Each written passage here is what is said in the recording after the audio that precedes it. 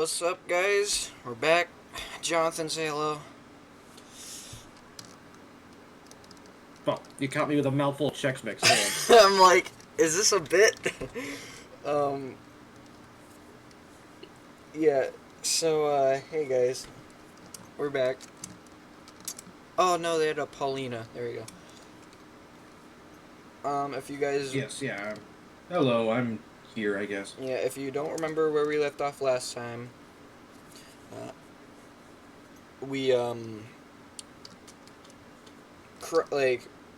Senate was defeated. Sparta.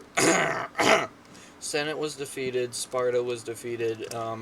John's problems were basically all fixed. And oh man, they do have ours. You're gonna have to whatever. My problems were all fixed. Basically, we were set, and then the game crashed. So now we're back here. Yeah. Again, it's not ideal, but I mean, it's better than resetting all the way back to like reconquering Rome. I don't want to go through that again. That sucked. Okay. Another. Oh wait, crap! I got up the sign skills. Some other cool stuff, guys. We actually have like planned like things to chat about in here. We're not just gonna pull up random crap. Yay. Oh my gosh, who needs their skill? This guy. It's been a long time since the last episode was recorded, so I'm like decently trying to figure out what the hell I was up to. Here, in the turn. Oh yeah, all their stupid freaking. Oh my gosh, I forgot about their agents. I hate their agents. Yeah, so you were finishing off Carthage, that's right. I was finishing off the Senate, right? I remember now. Ow.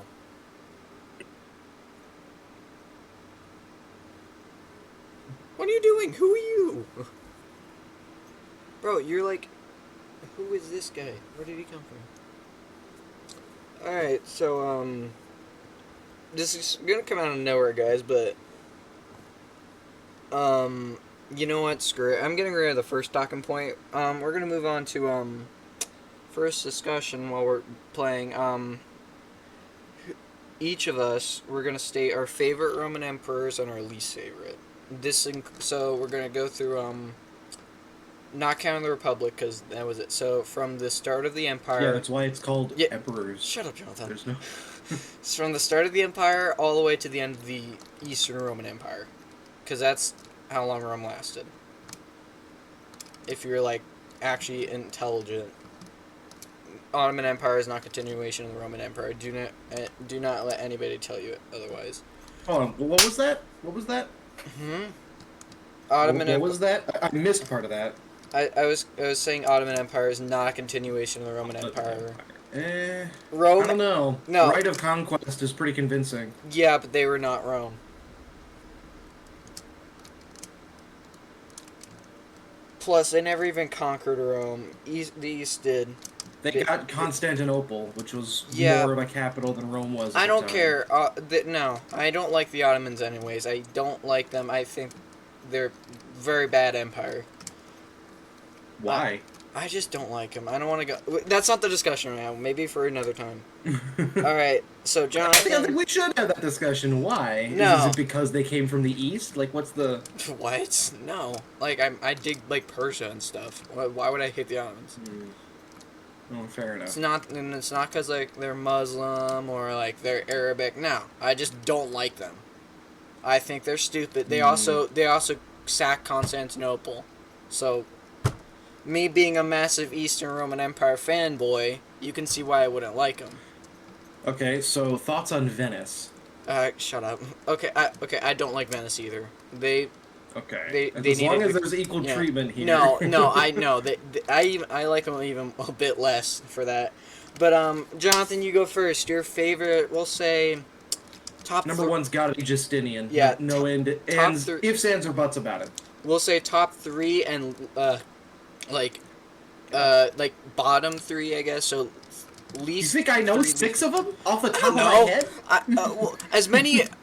Well, okay, fine. Just name a couple that you like. If you I'm like not multiple, exactly a if you... Roman scholar here. This isn't my major. No, that's fine. I don't know. Just name a couple that you like and don't like. But yeah, Justinian. Well, there's the free gimme for don't likes. That's Commodus and Nero and such people. I'm gonna go ahead and claim those guys as not my favorite. Yeah. Justinian's up there.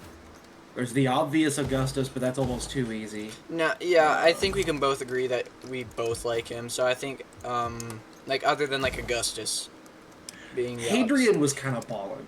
Yeah, I Hadrian can was see balling. Hadrian. I mean, like, look what he did for the Empire. Dang it, I'm gonna have Yeah. slums there. Great. No, I could dig that. I mean, like Trajan. I like Trajan. Yeah. Trajan and Hadrian. Well, was it Trajan and Hadrian? Were they some of the good emperors? I forget. Mm-hmm. Yeah. Okay. There you go. Yeah. Personally, I gotta agree with you on the least favorite. Commodus was literally a nutcase, and Nero was probably a sadist. Like, wouldn't say he worships Satan, but he like definitely worships sin. My guy had some issues. Didn't he have a boy that he dressed up as a girl? Yes, we know the story. Yeah. And he didn't just dress him up. There was a lot more that happened. Oh yeah. Didn't he hate him too? I don't remember. You're gonna get demonetized. You keep this shit out. I said it quietly. I don't. Why would YouTube Why would they do that to me? They don't care about me. You see how many views they give me? They do not push my stuff. They don't care about you right up until Nah, you I'm break kidding. one of their rules. No, and then it's fine. The hammer falls. The all the AI age thing that's going on, that'll kill all my viewership anyways.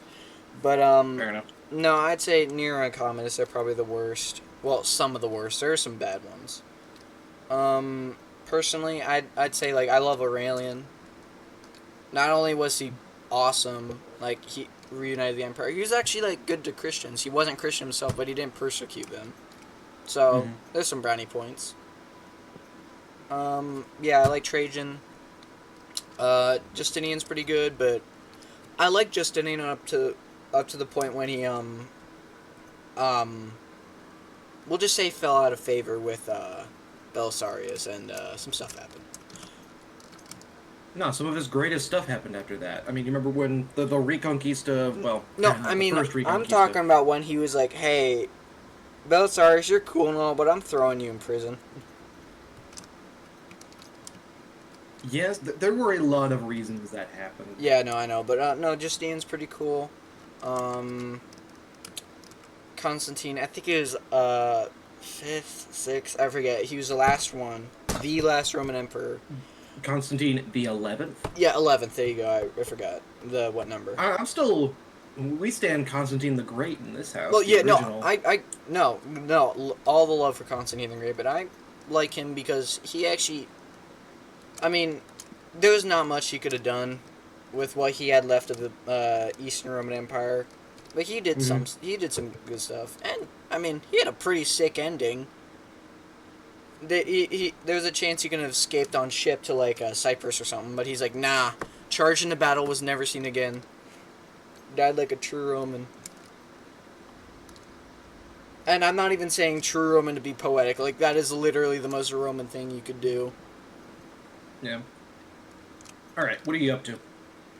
Oh yeah, my bad. I keep forgetting it's my turn when not because I'm talking, just because I forget It's because you're talking. What was the other reason? Why can't I? Oh, okay. My prerequisite for going along with these talking points is that you play the game. Sorry. I was thinking. That's what I was doing. No, I also do that when I'm not talking. Just because I don't notice the change. Do I want to fight? No, I don't want to fight this. Just finishing off the Senate here. So yeah, if any of you guys have inputs, just leave a comment below. I know it won't happen because nobody comments, but if you're really interested in the conversation, comment sections are open. Comment your favorite Roman emperors and your least favorite. Maybe list why. Be like, hey, I like Hadrian because he was cool and he made a funny wall, or I like random Emperor 15 because he improved taxes. I don't know. Did whatever. But yeah. So leave a comment below. Give us your input. Probably we'll look at them. I don't know. I'll probably give you like a heart or something. Okay, wait. I gotta think about this. I gotta be really careful here. I don't remember what they had left. It's been a bit. I don't think Sparta was too well defended. Yeah, because here's the 2nd Legion here, and I think I beat him. Dude, I forgot I had an army over here. Nice. I need to figure out where all my other legions are. At your command. Am I missing? Oh yeah, that's right. So 1, 2, 3, 4, 5, 6. My skills are yours. Okay, right. There's one in Thrace, or not Thrace, Illyria. Whoops. I probably just made a bunch of Balkan people upset. Yeah, so here, in turn. I don't have a lot to do in my turns. I think I'm still waiting on my army upgrade to get the Legionnaires. I know I got it last time and I got it as I conquered Sparta. Oh, this is good.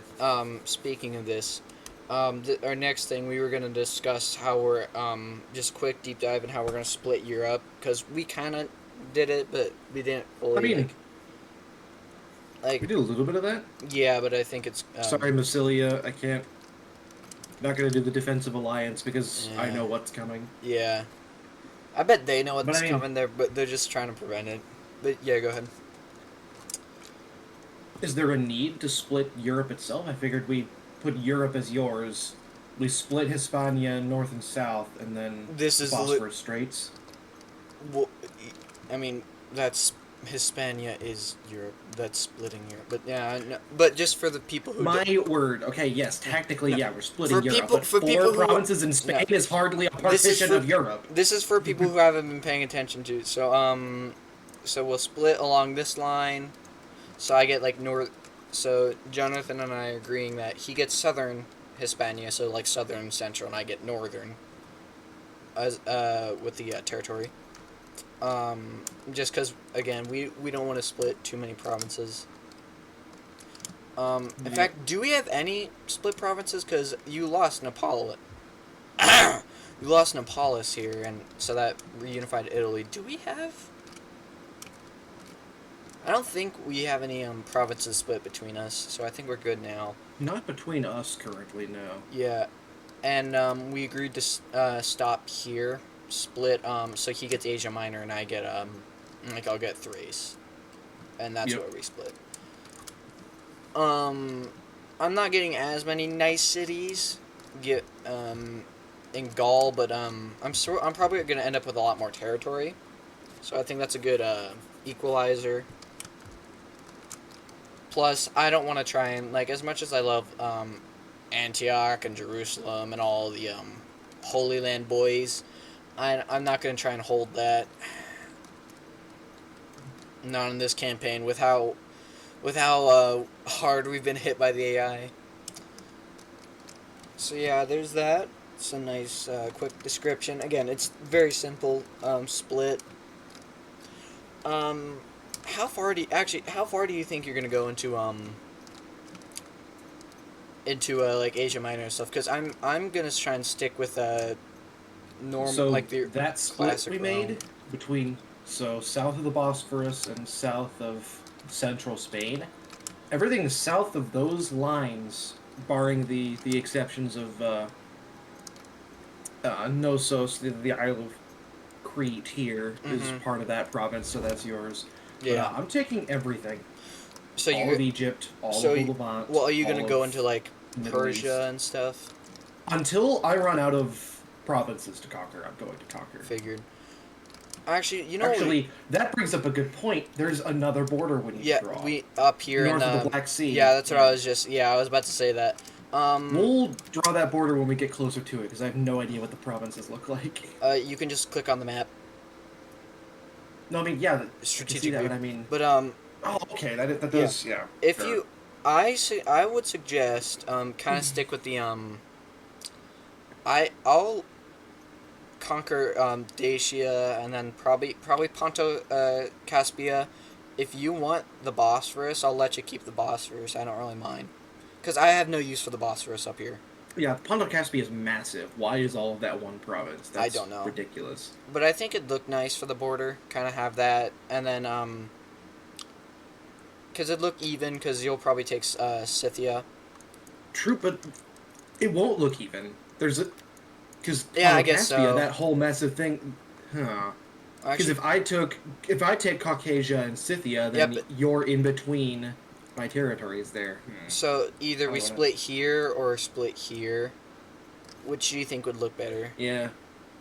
Look better the one on the left, but give you territory that actually, you know, like, because if we take the one on the left and I own Ponto Caspia, I have a massive Eastern Empire. Although you do get Britain. You say that like, yeah, like Britain's nice, but I'm gonna have what I'm gonna get, a bunch of rock piles and stuff. Don't touch our rocks. We're gonna fight you for them. It's a very specific reference. I apologize, but so again, like I don't think you can split like, you take Bosphorus, I take Ponto Caspia. It's either I take Ponto Caspia and the Bosphorus, or you take Ponto Caspia and the Bosphorus. It's got to be both, unless we want to split the province.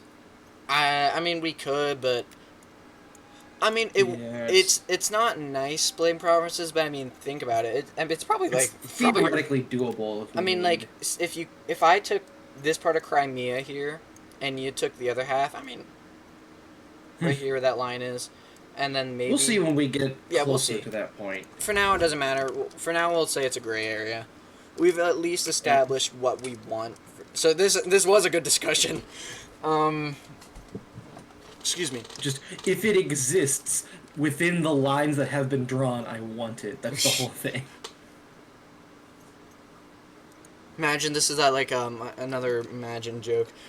It's a massive diplomatic meeting. We're just talking to each other. Like Sparta and everybody, they're all our allies sitting there at the table just chatting, and they overhear us like talking about this. So like, About dividing the world. what do you mean you're dividing the known world? What about us? Oh, don't worry about it. Don't worry about it, buddy. Don't worry about it. You just keep the Senate occupied. Don't worry. Actually, I actually gotta check. Am I? Are they my client state? Okay, good. That's another mistake I'm not gonna make. I'm not gonna take Macedon's like. I think it was 4,000. They're offering me 4,000 to be a client state. I'm not doing that again. I mean, yeah, I knew I was gonna conquer Sparta eventually because it's just too big at this point. But still, I'm not doing that again. How unhappy are they? Oh crap! I need to make. I tell you, I just started another Battlefleet Gothic Armada 2 campaign. Yeah, I saw Stalwart. you playing that recently. I'm like, oh hey. We never did figure out how to get that to work with both We of us. well, Maybe we should try it tried. again. We tried. We couldn't remember. We even like it Yeah. wasn't connection issues or anything. It was just the servers. We looked it up and everybody had problems with it. It wasn't a mod. Like again, I have it modded. We tried it modded. It didn't work. We tried it unmodded. It didn't work. So Maybe it's something we should try again sometime. We'll we see. could try it. I mean, if it. Can I assassinate this guy? Why can't I kill you? Simple thing. He's staying here outside the Roman army. Roman army send a couple guys surround him. Send the spy over. Just jab him in the gut. It is not that serious. Can I kill you? No. She has 5 stars. She's an elite spy. She should be able to kill people. Going aboard. Maybe it's because Ready myself. she doesn't have like an assassin trait or something. What does she have? I think I gave her menace. Yeah, she's a level 3 menace. That's why. I love that. That's a trait. Menace. Anyways. I can't really do anything. I gotta kind of wait here until they get happier. Can I march these guys out? Oh, yeah, they're incredibly happy. No, go with it. Go. This is gonna be a bit of a weird discussion, but, I see it on your yeah. next plot points. I wanted to do a new segment we could do every ally attacks aggressor Macedon.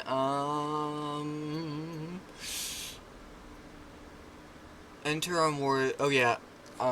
Sorry Macedon. They didn't offer me the deal this time. That's weird. Yeah, I want to do a new segment. It's it is discuss victors. That's what I'm calling it. I don't know if that's a good name or not. I don't care. Find out. We'll match up to it. Basically just death battles, but our weird podcast version of it. Today, it seems like it'd be a quick, easy match, but you got to think about this. It's who'd win a Covenant Scarab or an Imperial Warlord class Titan from 40k and Halo, respectively. So, as someone who's seen the Pancreas No Work videos, and someone who has loved Halo a lot longer than I have 40k, Yeah. I love them both pretty equally at this point, but I've known Halo a lot longer. I assume you're picking Scarab. I don't know. I'd see that's the problem. Covenant Plasma is not well represented in the video games. It is nightmarish, the things that it does. Well, that's why when that call back to that one scene of Battle of Earth where the beam destroys that ship in one blast, just by like grazing its engines. But no, that's why when I was coming up with this matchup, I'm like, oh, it looks like it'd be pretty cut and dry, but when you really think about it, you start getting into the Covenant Plasma versus like a Void Shield, like Imperium weapons versus like the Scarabs like armor, because Scarabs they don't have shields, but they just have tough armor. Wait, do they have shields? I forget. Scarabs typically do not have shields. Yeah, we'll just go with the normal, because this is death battle style thing, taking everything at its height. So we'll just say, so normal Scarab versus normal Titan. Yeah, I don't know of any Scarabs that have had shields, aside from maybe that one in Halo Wars 1, the Uber Scarab, but I'm not... We'll just go with normal. I don't recall if it had shields or not. I think you just kept shooting it. I don't know. So Scarab weaponry versus Imperium weaponry. So Imperium... Because you also go taking the size of these things. Scarab's like 160 feet, something like that, and Warlord is like 175, 155. I forget, but they're basically also equal. Length versus height. Yeah. I would say a Scarab battle platform is far more stable than a Warlord Titan, simply of the fact of being a 4-legged walker versus a 2-legged walker. Yeah. Oh, why do they have slums? Bruh. Why did I didn't build? That's why. Yeah, that was a big point I was thinking of. Like, could the Scarab topple? Because I mean, they seem, for their size, they seem to be decently agile. I mean, it smashed through buildings quite easily, but it also, like, when they're dropped, they land, and they seem to be moving decently quick. Theoretically, if the weapons didn't work, could the Scarab just like ram itself into the Titan, just knock it over? I don't think so. I think the Titan also has a big weight advantage over the Scarab, which just further indemnifies the stability differences. I think it'd be a situation of the Scarab does not have the mass to just knock over a Warlord, but at the same time, a Warlord does not have the firepower necessary to destabilize a Scarab. Now, whether it has the firepower necessary to just destroy it outright is... Well, that's the thing, because you gotta think about, with Warhammer, you have these weapons, like interchangeable weapons. There's no like set Warlord. Yeah. Are they doing diplomacy with you? No. Oh, I just started for a sec. Okay. Whereas the Scarab has a very Yeah. specific set of Like, looking at the equipment set. Scarab's weapons here, as an ultra-heavy focus cannon, known as a focus beam, that's the main gun. It has a plasma cannon, which is anti-aircraft, and then plasma turrets, obviously, for, like, anti-infantry. Yeah. So, the Warhammer, the Warlord has the more weaponry, because it has the 2 arms and then some, like, back stuff. But is that weaponry equal to the Covenant weaponry? Because, I mean, would the Covenant plasma be able to, like, would it one-shot the Void Shields, or would it, like, take a couple shots? Well, Or would the closest point of comparison we probably have for Covenant plasma weaponry, because again, Covenant plasma weaponry, I would argue, is far more devastating and specialized than Imperial plasma weaponry. I'd say, like, of equivalent size. maybe, like, Necron weaponry it's close to. I'm not thinking Necron. I'm thinking Tau have closer. Okay, that's a good one. Yeah. Have a closer point of comparison to Covenant weaponry. And Yeah, I so, can see that. I mean, the same battle platform, because then we also have to consider. We have to consider battlefield roles.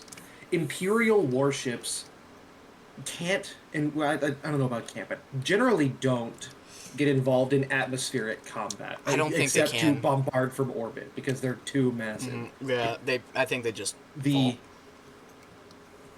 the warlord, the Titans in general, are their method of integrating, frankly, capital ship grade weaponry in some cases for the larger Titans into ground combat, artillery specifically.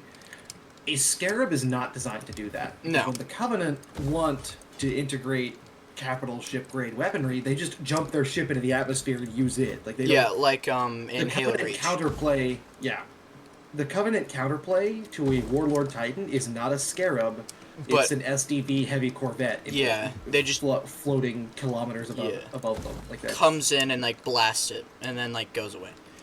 But that's why I think it's a bit more even match, because like the Covenant. I don't think it's an even match, Well, because the purpose of a Scarab is not to destroy something that large. Well, I mean, like, because the, no, I mean, like, even match, like, as in, like, never mind, I misspoke. That's why I think it's not a Covenant win automatically. Because they aren't using their tactics. It's a one-on-one, like, flat field, one-on-one, strength wins all, no trickery or something like that. Again, my point is not the Covenant could just do other things to win, because the Imperium could do the exact same thing, could just do other things to win. Yeah. That's not the point I'm trying to make. The point of, like, a death battle between, like, a Leopard 2 and an Abrams, right? They're both main battle tanks. They're both designed to do a lot of things, but one of those things is kill other tanks. A Scarab is not really designed to kill other Scarabs. It's designed to kill... It's a massive... Stop! Go away! Sorry, go ahead. anti-infantry and light armor platform. Yeah. Because you saying light armor in the context of even a human elephant or scorpion is light in comparison to just about anything the Imperium would throw at it. So, yeah. I'd say... I would say... Yeah, go ahead and do first. Just off the cuff, a Warlord, if it gets the first shot off, is going to just decimate. Yeah. I think a Scarab has maneuverability in its favor. If it can dodge the first shot or get the first shot off, I don't know exactly what it would do to the Void Shields. If it would bring them down, if it would bring them down to half. That's why I was kind of sitting on this, because, like, while you think the Scarab would win, would lose, like, automatically, Covenant plasma weaponry is devastating. Like, you look at the Great Schism, like Covenant on Covenant fighting. It, from the looks of it, it looks like the plasma weaponry is kind of devastating Covenant shields. Well, I mean, look at like a plasma pistol. What it does to Chiefs, excuse me, to Chief and Noble Sixes, like their shields. It almost like one-shots the shields, like at a full charge. that's just a But how plasma could we pistol. compare? How could we Like, even begin to compare those yeah. shield mechanisms Like, versus void is it? shields? There's Yeah. no. Are they like the same? Or is a void shields more powerful? Are they weaker? Like, cause, well, looking at Titan on Titan fighting, sometimes the void shields like work really well. Other times, Titan weaponry just like cuts right through it. Like, look at Yeah. Vrox, like Legio. I think it's a Storum versus Mortis when the during that Titan battle. Mm-hmm. It was kind of like it wasn't really even, but like some Titans were oh hey nice, good job wounding that guy. Some of the Titans were falling pretty quickly, but other ones are standing like decently well even against Covenant weaponry, or I mean anti Titan weaponry. Bleh. So like that's where it kind of gets to the like mostly like educated guess territory. Like, do we think of an Imperium Void Shield could withstand a Covenant Plasma like blast? That's where I think it like so like the final verdict. It just depends. Like if it can withstand, I think the Warlord would win like 99 times out of 100. Maybe like Scarab gets a lucky shot off at once. So yeah, if they're equal to like UNSC like shield kind of tech or Covenant shield tech, sorry, I think it's a bit more evenly matched because like if the Scarab gets the first, I think it'd be more like a 50 times out of 50. I think it'd be more equal. It just depends on the shields, cause like assuming the battle starts, they both start there. It's like a wrestling match. Start their countdown 3, 2, 1, and then they go. Cause remember in I forget what level it is of Halo 2, but when in the cutscene when the Scarab jumps out of the building and it has to charge up its main weapon. Yes. Ooh, actually. That's why. Yeah, see, it has to. No. Hmm. That's not what I'm. That's not what I'm going for. No, Sorry. yeah, no. You go ahead. I was kind of just rambling. Which Scarab model are we even talking about? I'd say again, which I've been going under the assumption we're going with the Halo 3 Scarab. again, this is like death battle rules. Take characters at their height, at their best peak power. So taking that, like, But there isn't really a peak power because the two platforms are designed to do different things. I'd say peak power for the scenario. So like a Warlord is best fit for anti-weapon. It doesn't have like anti-infantry weaponry equipped. It has anti-armor weaponry. Same deal. This Scarab model is it's a model that's more equipped to be able to take armor on than infantry. So you can see it gets this is why I think it'd be a great segment to do. You get a good matchup that seems cut and dry, like Master Chief versus Captain Titus. Seems cut and dry, and then you're like, oh wait, you gotta think about it more. But I don't know why I said that like a teacher. You gotta think about this. Come on, man. But yeah, it's fine. I'll have a turn. But yeah. So that's my kind of final guess. I'd say like, depending on the Void Shield level, I'd lean more towards the Warlord winning. What do you think? Yeah. So, if we're going to talk about different Scarab models, there are...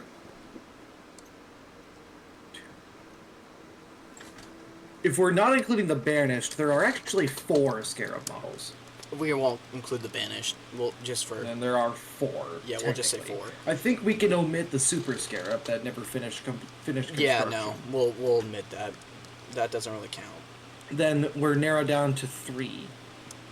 There's the Type 47, which is the one in Halo 2. There's the Type 47B, Halo Wars, the more picturesque one. Mm-hmm. We're gonna not do that, actually. Do that.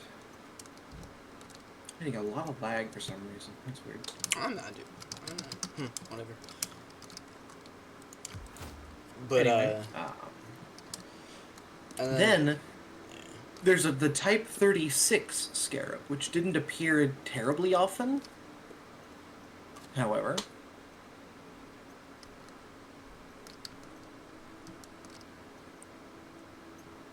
However, There, you can put that in the video, the image. here, let me. Yeah, I'll cut to. Did you send Discord? Yep. Okay, yeah, I see. Oh, I think I've seen that before. I don't know what Yeah. from, but yeah.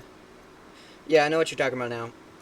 It was technically in concept art for Halo 3. However, according to Halopedia and the Warfleet books, um, Halo Encyclopedia, Waypoint Scarab editions, and the catalog of the Waypoint forums, it did exist, and it did do things in the Human Covenant War. Not a well-known model, but if we're picking the model best suited for anti-armor, There you go. Well, I don't think it matters if it fought in the Covenant, as long as it existed and it wasn't like a prototype or something. As long as it was like fit, if they wanted to, they could have just fired it. And so, given that one's like probably best for anti-armor, I think we could use that one.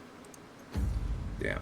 Yeah. It's the same weapon. The weapon on its back is the same as the. I'll send the other picture. The picture of it is the same as the massive AA guns they had in Halo Reach. Yeah.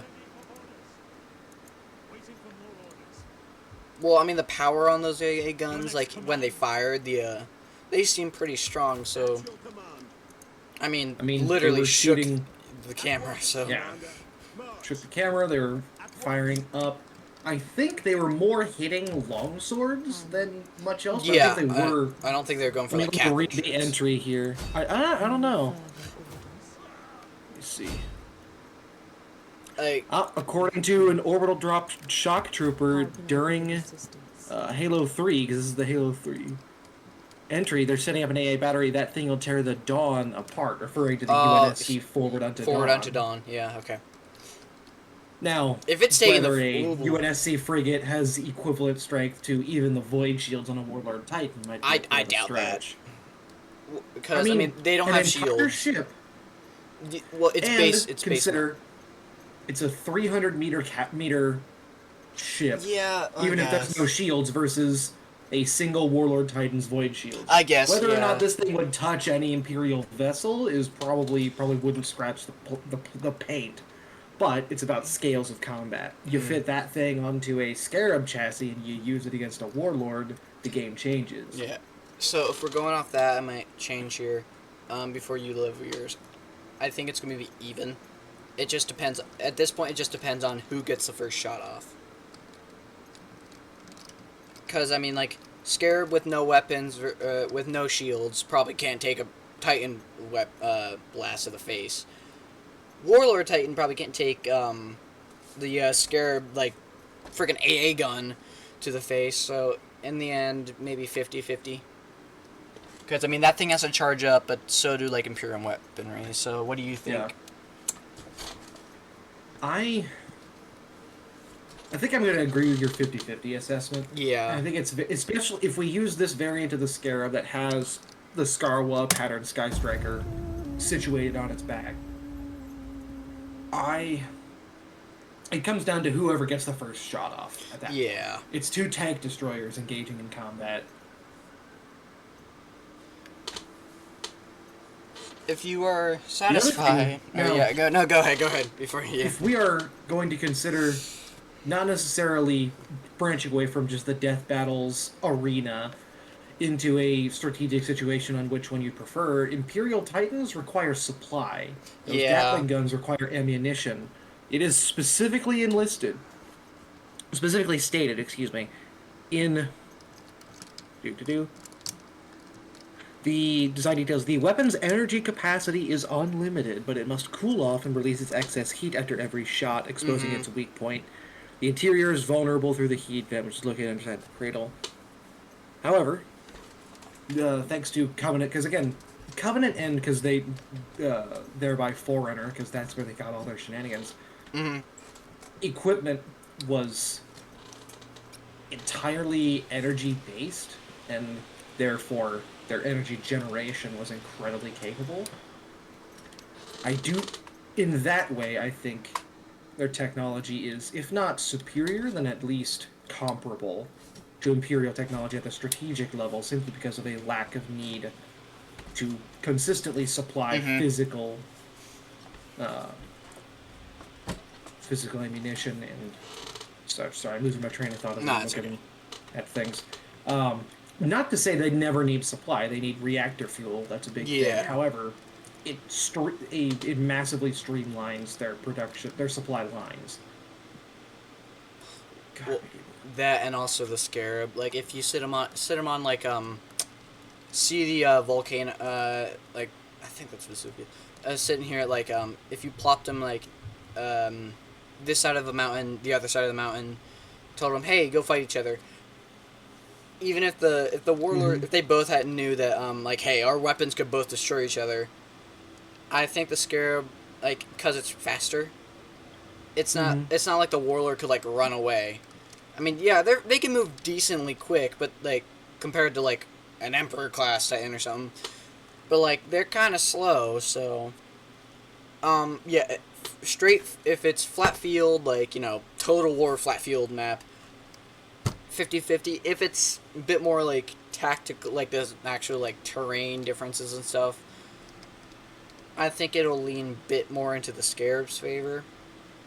Again, it just all depends on where they're fighting and actually just who just gets the first shot off. So if you're we are finishing off Cyrene. if you are satisfied with that answer, guys, give us a big yay, good job. If you don't, and you for some reason Can't wait for all of the 40k people to be incredibly livid. All the Halo people, all the Covenant fanboys are like, hey, no. all the Imperium fanboys, which I am, but I'm not like, Urgh. All of them are just gonna start fighting in the comments, or just sit back and be like, man, this is great. Now, if you guys have a problem with our verdict, feel free to argue with us in the comments. I won't respond, because I really don't care to get into arguments with people on YouTube about who would win in a fight between a scarab and a warlord. But yeah, feel free to comment and get in discussions with people in the comments about it. Don't, threaten each other. And yeah. Honestly, I'm surprised that when I was writing that down in the doc, I'm like, it'll probably be a bit more even match. Like at first it'll be like, one of them at first they're gonna be like, oh, this one's obviously gonna win. But now that then we start thinking about it, it'll be a bit more even. So I'd say my assessment was right. I just wasn't sure how close it'd be. Like I didn't know it'd come down to who got the shot off first. I thought it was just gonna be like, I don't know, who shot faster or something, who like had better weapons. Well, the answer is Han shot first, but anyway. Yeah. Here's a good discussion. This might take up most of our time, or we'll be over in 2 seconds. This is technically a two-part thing because it's two discussions. First one we're gonna talk about is thoughts on the Total War as a series. Like, what do we think about it? Like, is it a good series or a bad series? Second part of that is what do you and I, Ben and John, what do we think should come out as the next Total War series? Second discussion is going to be hopes for a future, like just what we hope will come out for titles, and what do we oh wait, that's just the same thing. So just like that's just so what should come out next. Yeah, I'll hire. You already know what my answer is going to be. What? There's Empire 2. Oh yeah, no, I know. I know, but like, they don't. Yeah, explain that a bit more for the viewers. I know, but Empire Total War. It's if you're watching this video and have never played Empire Total War, what are you doing? It's John's favorite Total War, probably. It is objectively my favorite. Yeah. I won't say it's objectively the best. It has its problems. It has a lot of bugs. It has a lot of shenanigans. The AI is kind of bad, but it's my favorite. And if they just released like a bug fix update, I'd be happy. But in the same way Rome 1 all of the Herculean amount of changes and improvements and everything else to Rome 2. I want that for Empire. That's what I want. In terms of my personally, I love Medieval 2. That's my favorite Total War game. Um, I think it very I'd say it's probably the easiest to mod between like over Napoleon and Empire and stuff. Those are a bit difficult, but Medieval 2, it's easy to mod. It's enjoyable. It still holds up well. I know a lot of people don't think that, but I still think it does. I enjoy it. And again, I think that's a perfect time period. So like obviously I'd want a Medieval 3, like with like Rome 2 graphics, like kind of Thrones of Britannia style gameplay, which I guess is just Rome 2 and Attila. But realistically, sorry, I also kind of want. Excuse me. I think a good title would be a Victoria Total War. Now I know that's pretty close to Empire and Napoleon, but consider this: we have Rome. We have Rome and Rome 2. We have Attila, which is right after Rome 2, basically. We have Thrones of Britannia, which is pretty close to Attila. We have Pharaoh, which is, well, it's ancient Egypt. So I think it'd be very viable to do a Victoria Total War, but set it like maybe right after Napoleon, maybe like American Civil War to like Crimean War. You could get a good because Empire sorry. The Victorian age. Yeah, like I'm just making sure people understand, like that's maybe like stop at like 1900 or something. I would just keep it simple. I don't know. I mean, if you wanted to do it right, you could start it. That's why I said Civil War, because then it's like. But a Total War game with its timeline focus from 1860 to 1900, so 40-year time focus. That is a bit. Well, when you compare it to like Empire of 1700 to 1799, when you compare it to this. Well, Napoleon. I mean, Napoleon is like just a Napoleon Wars, basically. Okay, I know you like Napoleon, and I don't no, mind I'm not, Napoleon, but Napoleon Total War is a black sheep. No, I know. Total War game. I'm just saying, like, just because these games have massive time periods. Well, Shogun too. Well, no, that has multiple campaigns. Yeah, there you go. Well, there you go. You could do. I want to go back. I don't know. This game we're playing right now is a massive sandbox with no real time constraint. That's what I want. I really do not like how constrained Napoleon feels, especially compared to Empire. So maybe Victoria, you could have end of the Napoleonic Wars to maybe pre-World War One. Because you can't really do a World War One Total War. There are mods for it, but like, it's a bit iffy. Again, like I disagree. I think formation attacks were still massive in World War One, especially towards the beginning. Look at the Great War mod for Napoleon. It's it's kind of weird. Cause well, yeah, it's weird. I mean, even Victorian is going to be odd. Because if you picture a total war battle of Isen Luana, like that's... Yeah, but... well, I mean, that's kind of what I want to do, like an Anglo-Zulu war. But, I mean... I think it could be feasible. I don't think they... In honor, I come 5K for a peace treaty. And why do you move away? Yeah, sure. Sound like a selling allyship to you, but or alliance. Why did I say allyship? I just think it'd be a good game because like you get like an Empire / Napoleon, you know, Age of Gunpowder to like exiting Age of Gunpowder. You get just that kind of game with these graphics, maybe because Empire introduced the it introduced like the in the Grand Campaign you could go to India, North America, and obviously Europe. I think a good thing to do there would be Europe, obviously, North America, and Africa. That way you could do like the African. I mean, that might be a bit iffy because of our culture today. People might be a bit more iffy than because Empire is. I have seen some people get a little bit upset because you can colonize India and North America. That's a problem people I have. don't think anyone. Well, nobody reasonable gives a shit. But yeah, no. So there's that. As long as it's, I will say, as long as it's handled with respect. an amount of like, yeah, this happened, as opposed to this was right, or I think Yeah.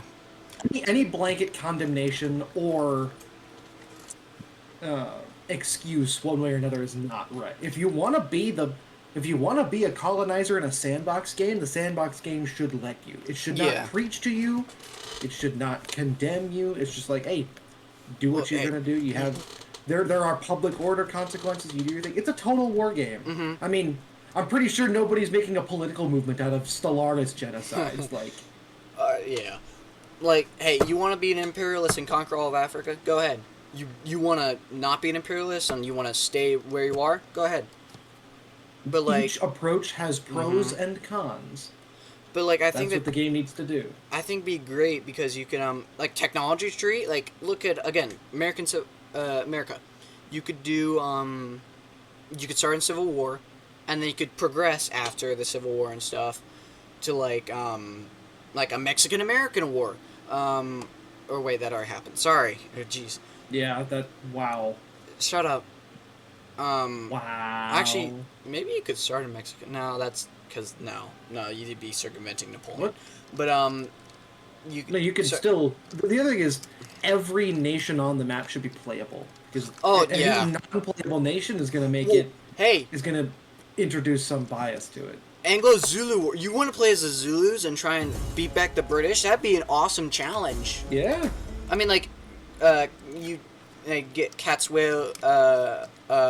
Yeah, that's right, pronouncing it. Catswell and his, 30,000 destroy them at Sandawana and try and conquer Natal. Or take the British and try and circumvent Sandawana and Rorke's Drift and just destroy the Zulu instantly. Again, that's why what I like about Total War, because this is also part of the discussion, what do we think of it as a series? Well, yes, it's got its problems. It's got a lot of problems. It's like a lot of problems that like you can't really solve with the gameplay. It is your turn, by the by. No, I know. I was thinking about my move. But like, by the by, shut up. But that's what I just like about Total War. It's again, like you said, sandbox. So, like again, you want to be Napoleon and conquer Britain immediately. You can.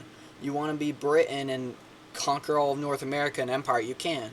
You want to be the Holy Roman Empire and instantly destroy the Pope in Medieval 2. You can. Like a Victoria Total War or an Empire 3 or Empire 2. Sorry. Empire 2, like, those are great ideas for games. In the end, this is what we think should come out. Realistically, I don't see either of those happening for at least a bit. Like, they might happen, but because Creative Assembly is, they have good games. They also have bad games, such as Pharaoh. Because I don't think Pharaoh is a good game. Oof. Like, don't get me wrong, Ancient Egypt, awesome, but it's just... The game did not do... No.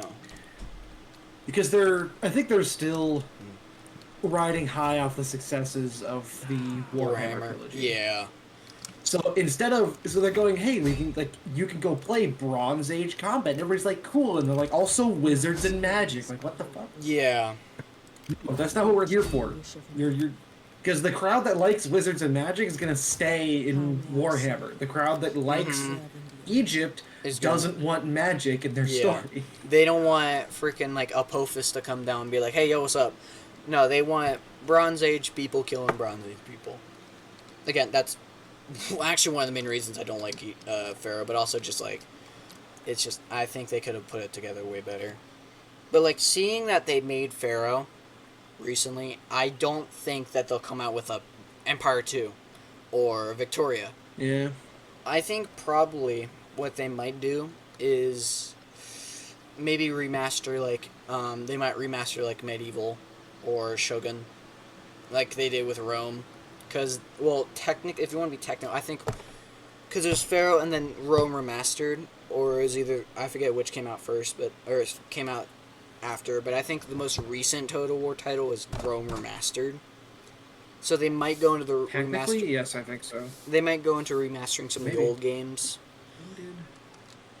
Yeah, could you fact check me on that? I don't want to mess up, but if that's the case, they might try and remaster some old games.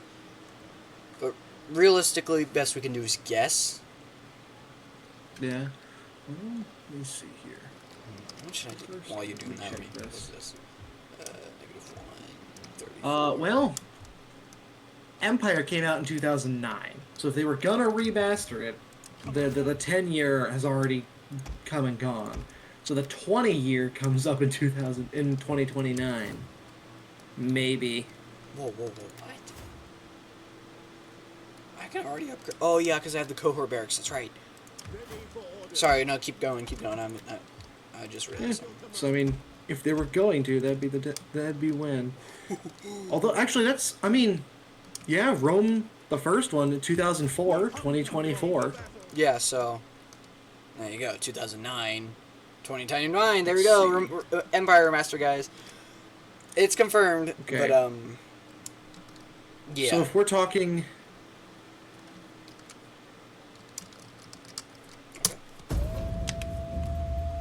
Okay, so this article came out before this. Dude, can So you let's- buzz off? So, well, did they remaster Shogun or Medieval? No. There's Shogun, 'Cause Total War. Or Shogun came out first in 2000. There's Medieval.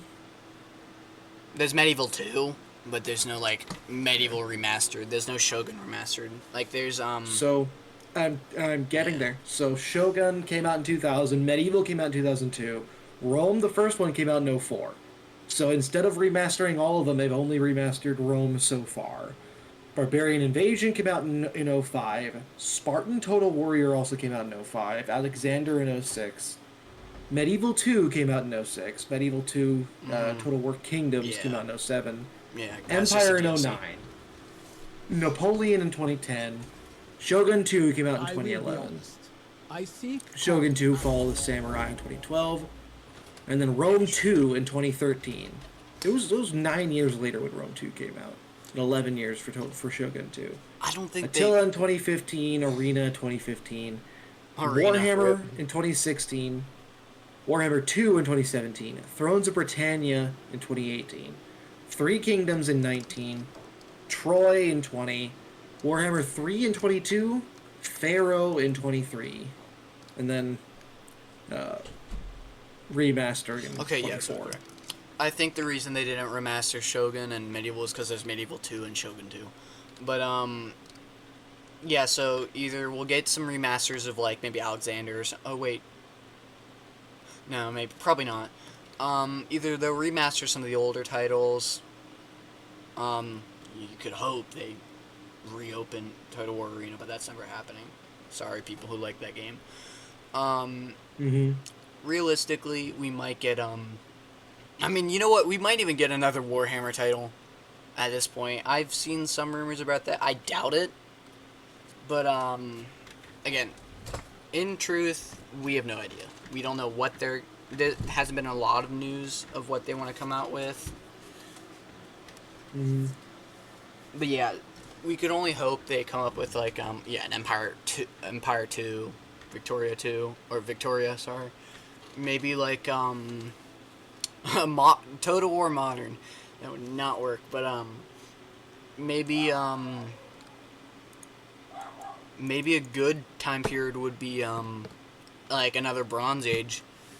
Maybe, like, do kind of Alexander, but expanded, like, just like maybe around that time and end at like the fall of the Roman Kingdom and into the Republic. I think that'd be a good one because I mean, there's Rise of the Republic as a DLC here, but I mean, it's a DLC, so. But leading into that, that was kind of our thoughts on our Total Wars. Actually, that's a good point. We didn't do that. What do you think? We briefly mentioned. I think this will round out the discussion for this. What are your thoughts on Total War, like in general, like as a series? Do you think it's a good series, a bad series, mediocre? It has been an excellent series. I think it is quickly. I think it is teetering on the edge of oblivion. I think I could agree with that. I mean, like you look at Total War servers on a bunch of the games, they're pretty empty nowadays. I can't attest for any of the Warhammer titles because I don't own those. But like John, have you noticed any like downfalls in multiplayer for any of the Warhammer titles? There's generally a lot of games open when my buddies and I go to play it. I tell you what, some of my college buddies and I have been getting up to. We've been playing Age of Empires 3. Age of Empires is a good game.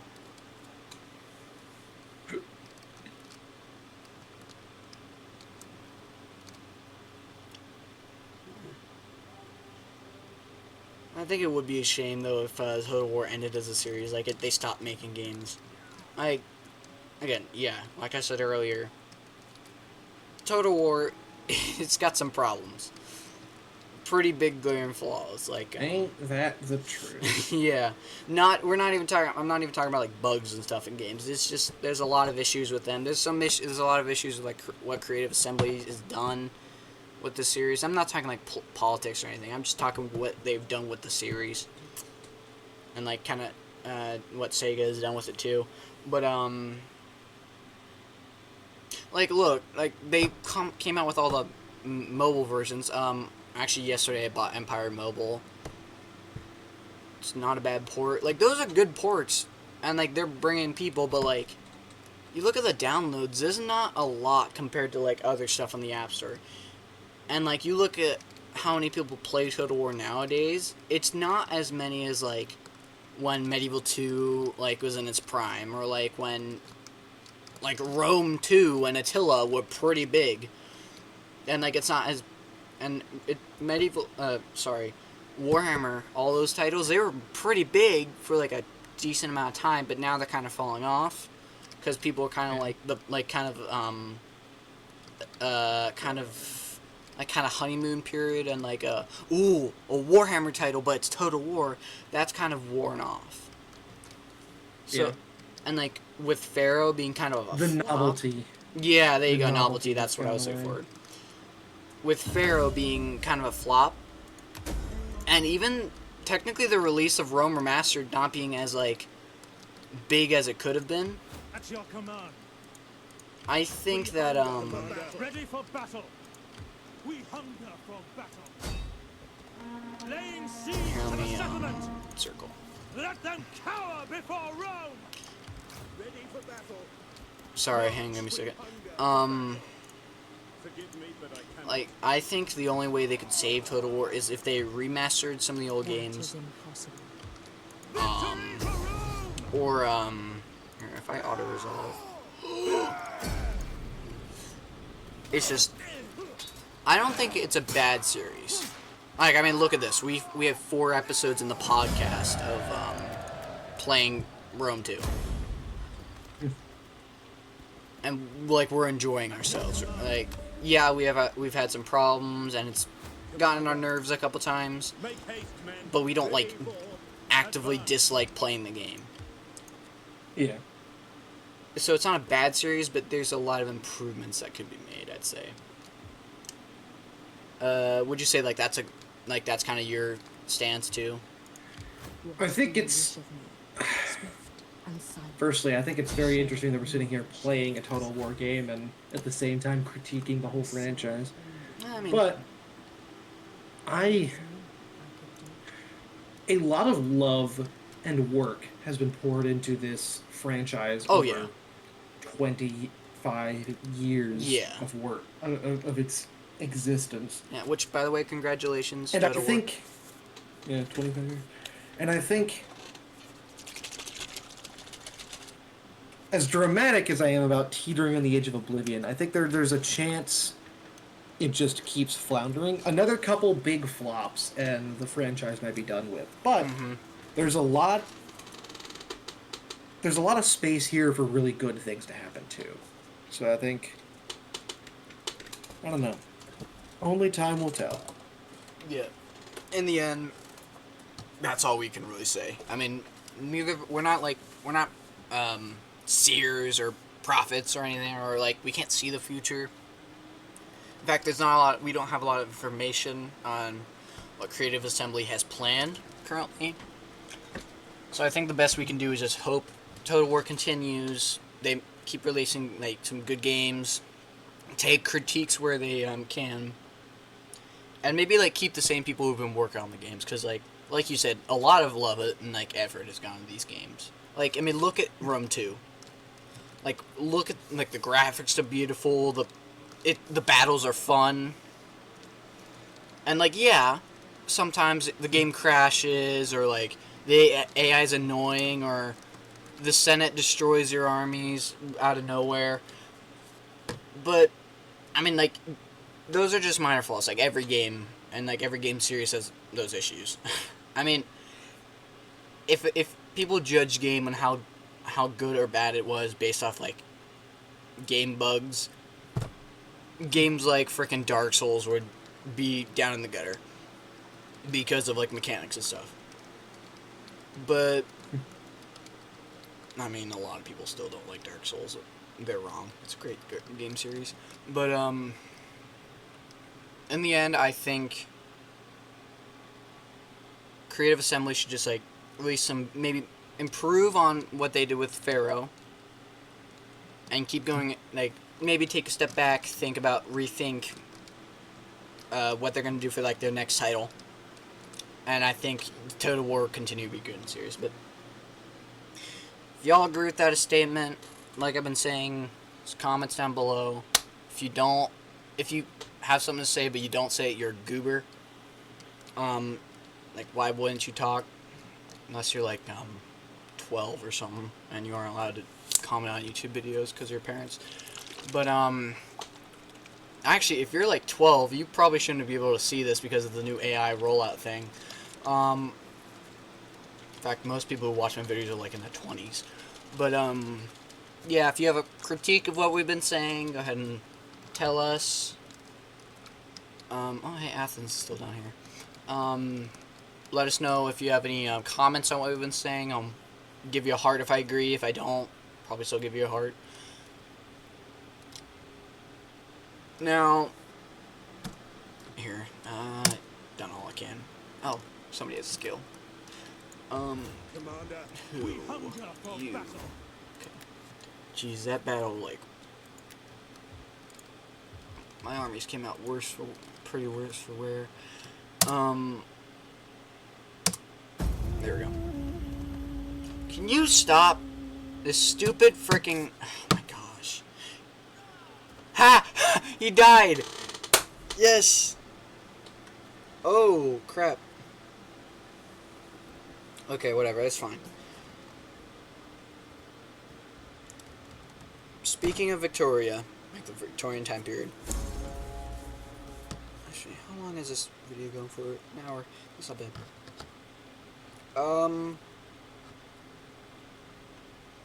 Suabi.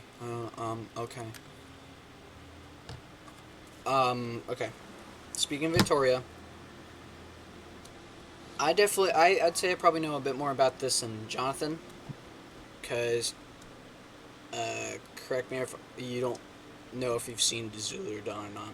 Oh, I have not seen Zulu Yeah. Dawn. I won't try not to spoil, the movie from the 60s. Actually, is much to you know be what? said No, for- if you haven't seen it by now, I think the time period's over. It's not like Endgame. Or no, even Endgame. I'll spoil Endgame. But, Zulu and Zulu Dawn are they a must-watch masterpiece, or are they bad? Now, for those of you You who know, at don't the know, very least, Zulu is a there masterpiece you that go. must be watched by all. Yeah, I don't know about Zulu Dawn because I haven't seen it. But we stand Bromhead here. For those of you who don't know, the movie Zulu, it's from in the 1960s, and Zulu Dawn, it came after, but it's a prequel to Zulu. Prequel, quote unquote. They are historical fiction, as in, like, not, it's, 1964. yeah, there you go. It's, like, it talks about real events, like, Saving Private Ryan talks about real events, but, like, kind of dramatizes them a bit. Although, Zulu, you'd think it'd be dramatized, but it's pretty realistic. It just, to quote Brandon F., it reads like a bad fan fiction. Zulu covers the Anglo-Zulu War, which was 1880s,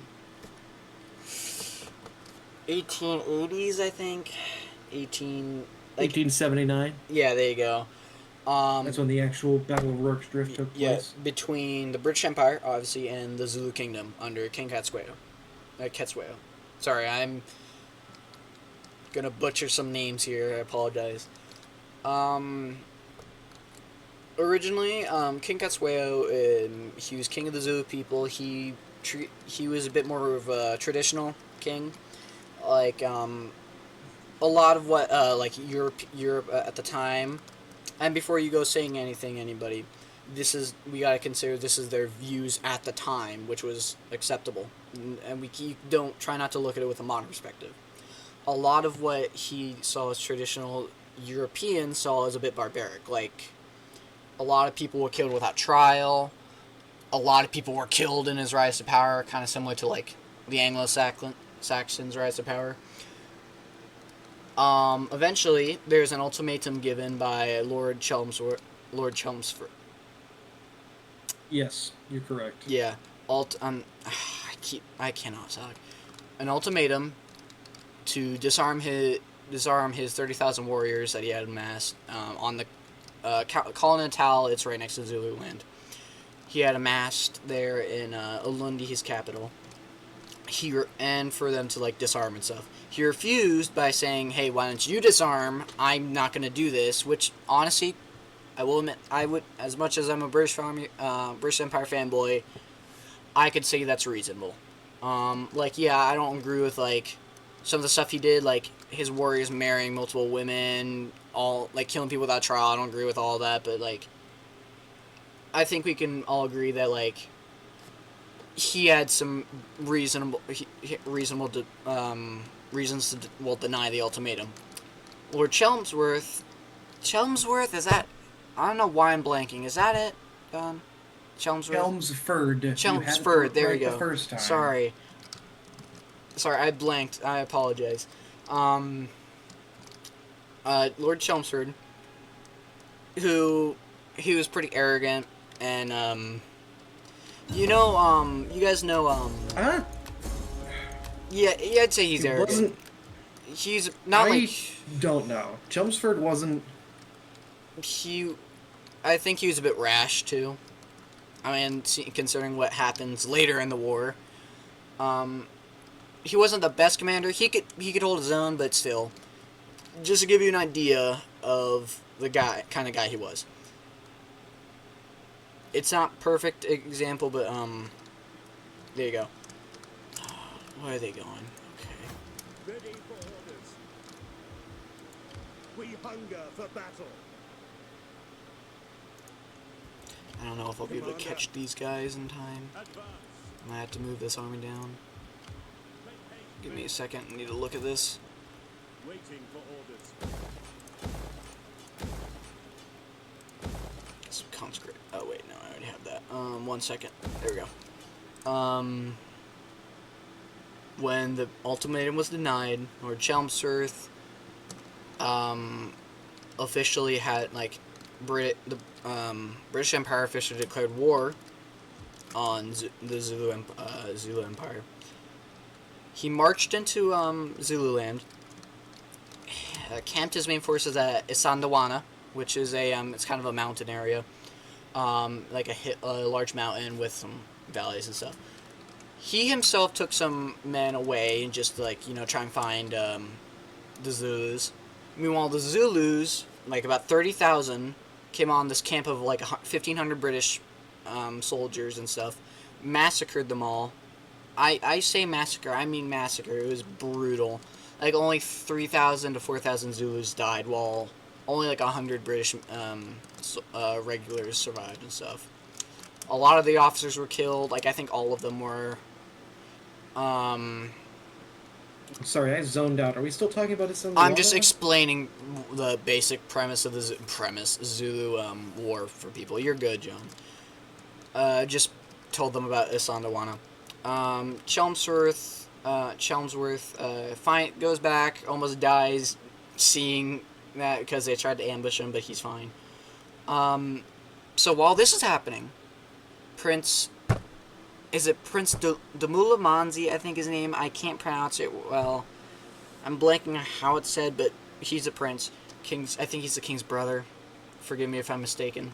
He takes about 4,000 Zulus.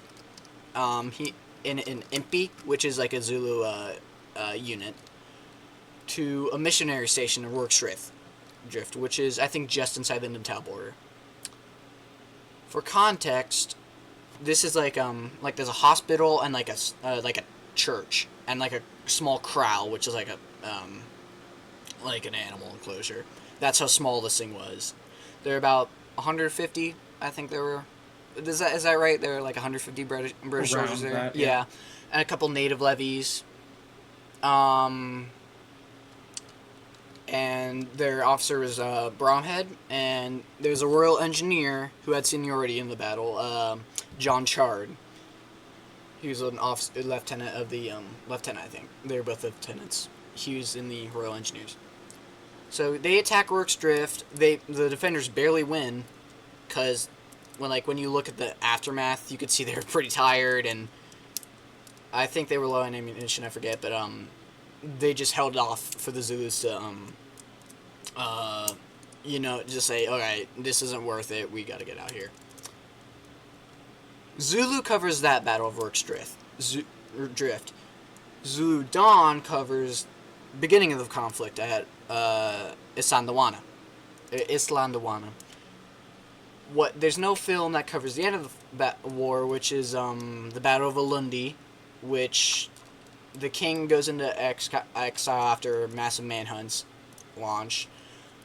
That's what ends the war. But the Battle of Ulundi hit the capital, kind of hit the King's Crawl. British hold off hordes of Zulus.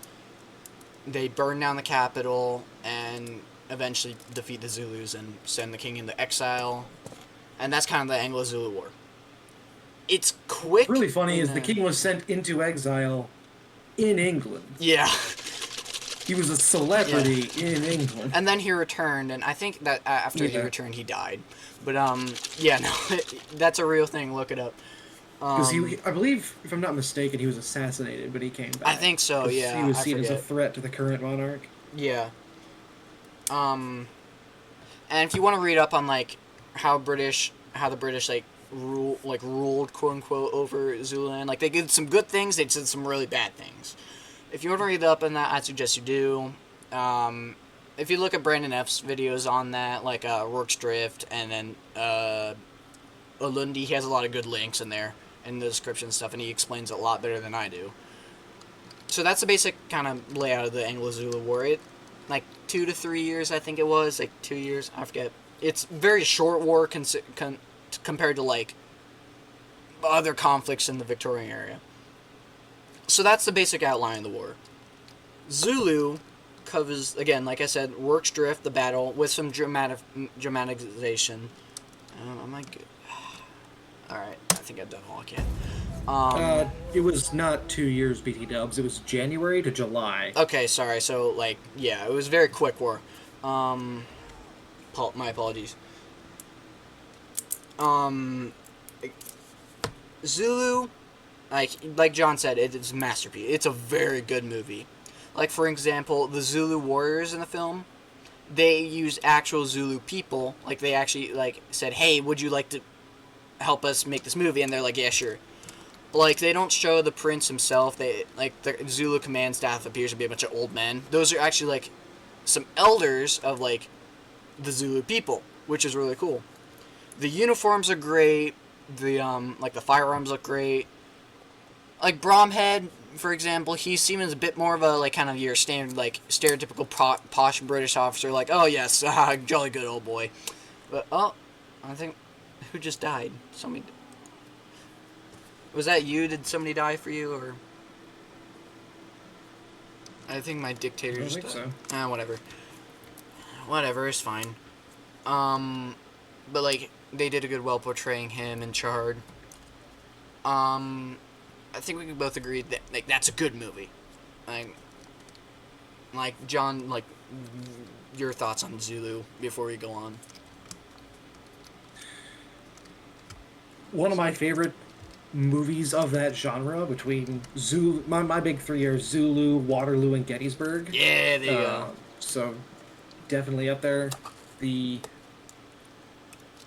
the singing of Men of Harlech is probably my favorite movie moment in the movie. So context of what John's talking about. It didn't actually happen, but it's a good. It's still fun to watch. One of the final.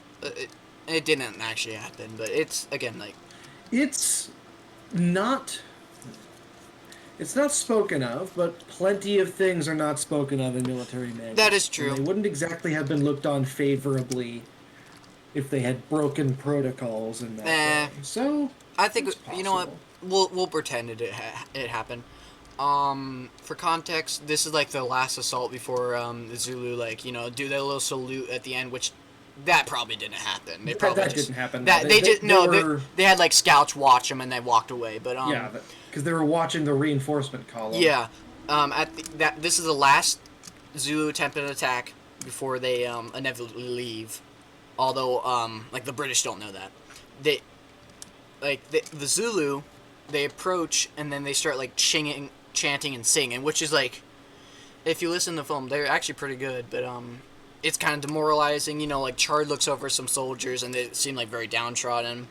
He goes up to Owens, who is like he's one of the more main characters. He's in charge of the company choir, like all Welsh regiments have in the. He's like, hey, you should sing, and then they start singing Men of Harlech, which is a song about like Welshmen. So both sides are kind of singing each other, and then the Zulu charge, they fire, and then then they start unloading into the Zulu. So yeah, go watch it for yourself. Like, yeah, watch the movie obviously, but go watch that scene in particular to see what John means. No, I think I can agree with you. That's probably one of the best scenes in the movie. I mean, like, it's up there with like the first Zulu assault. I kind of like the scene where Bromhead and what's his name? He's the boar that what's his name? Yeah, I don't know his name off the top But of my yeah, head. But what's I know his what you're face? talking about. When the Zulu's saluting him and and they're just laughing. They're like, they're saluting you, because Bromhead thought they were Again, mocking him. Not real, but Yeah, but it's still cool. great. No, it's a great movie. Like the way it portrays people, like it portrays Henry Hook, who was a hero of the battle. No, somebody died in the 3rd Legion. Okay, you. I think it's a good movie. Now, here's where we start getting into territory where, like, I'm the only one here who's really knows it about, because I've seen the film. Zulu Dawn was made after Zulu. Again, like a prequel, because of how popular the film was. Ready for battle. Now, March. Ready for again, like I said, it portrays the Battle of Isandawana, which was the first thing that like really invigorated the British people. Like, hey, they massacred our men. They massacred 1,400 of our soldiers. We got to go to war and take them out. Again, Bromhead says this later on, but upsets the civilians at their breakfast. Film starts out with like it's good like 2/3 of the film have very little combat. It's mostly just them. It's like very like invigorating for the British. Like you see them marching everywhere. You're like, ooh man, the British Empire is very strong and powerful.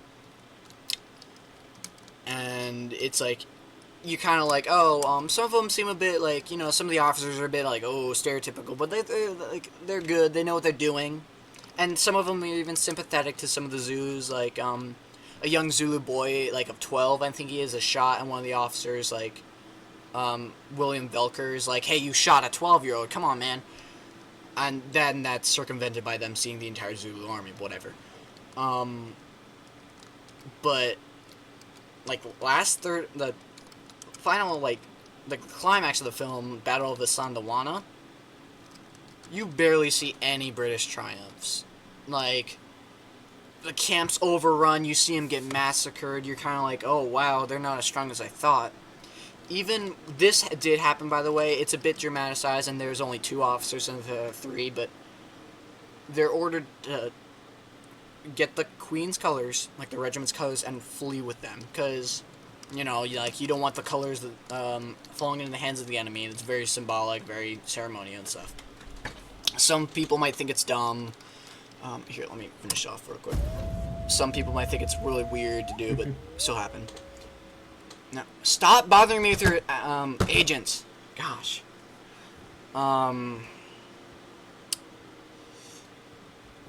Where was I going with this? Sorry, I've been rambling, but sorry, I'm just trying to explain this. Whoa.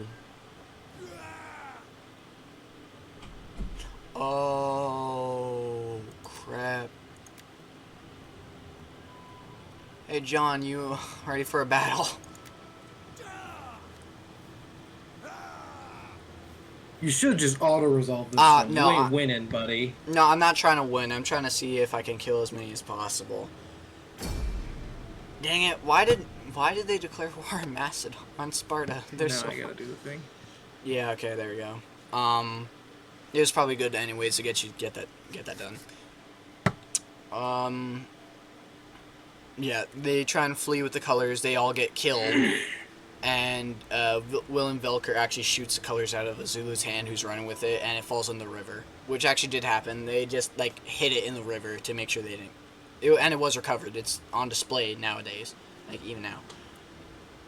But like the final part of the film is like Chelmsford, like they arrive at Isandlwana. He's like tear in his eyes. It ends with him looking at the camera like all shocked and stuff. But, I mean, with what happens in the film, they did, like, a really good job of portraying the British as, like, you know, like, very competent military, very strong, and then you start seeing the massacre happen, and it's like, oh. That's why I think you should watch it. It's actually free on ads with YouTube right now, John. Now, I know I've done a lot of talking. Sorry, but, when you really watch these films, they aren't like sympathetic entirely to the Zulu cause. Like, oh, the British were wrong in attacking and stuff. Like, it's still like still a bit in favor of the British, but Because that's not entirely fair. At the very least with Zulu, I don't know about Zulu Dawn. The point of the movie is not the political situation. No, I know, the point I'm not. The movie is I'm the just fight of the regulars. That's what I'm saying. I'm not. I'm just saying it's not meant to be a political film. That's what I'm stating. Like, it's not meant to be sympathetic.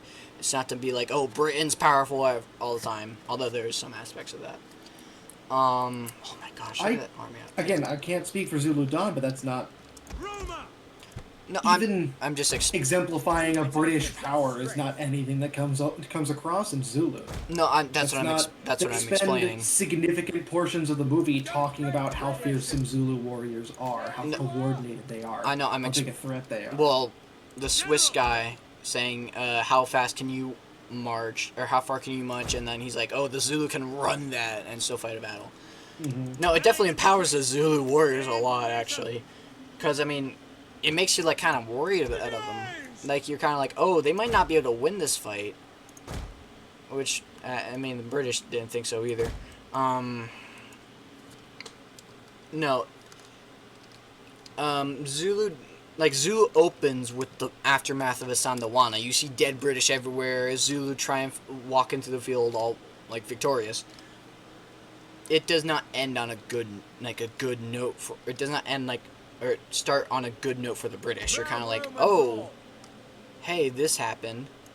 Well, actually, no. It starts with just a scene at like which I'll talk about this in a second. It starts with a scene of like at the Zulu's crawl. It's actually King Katsueo.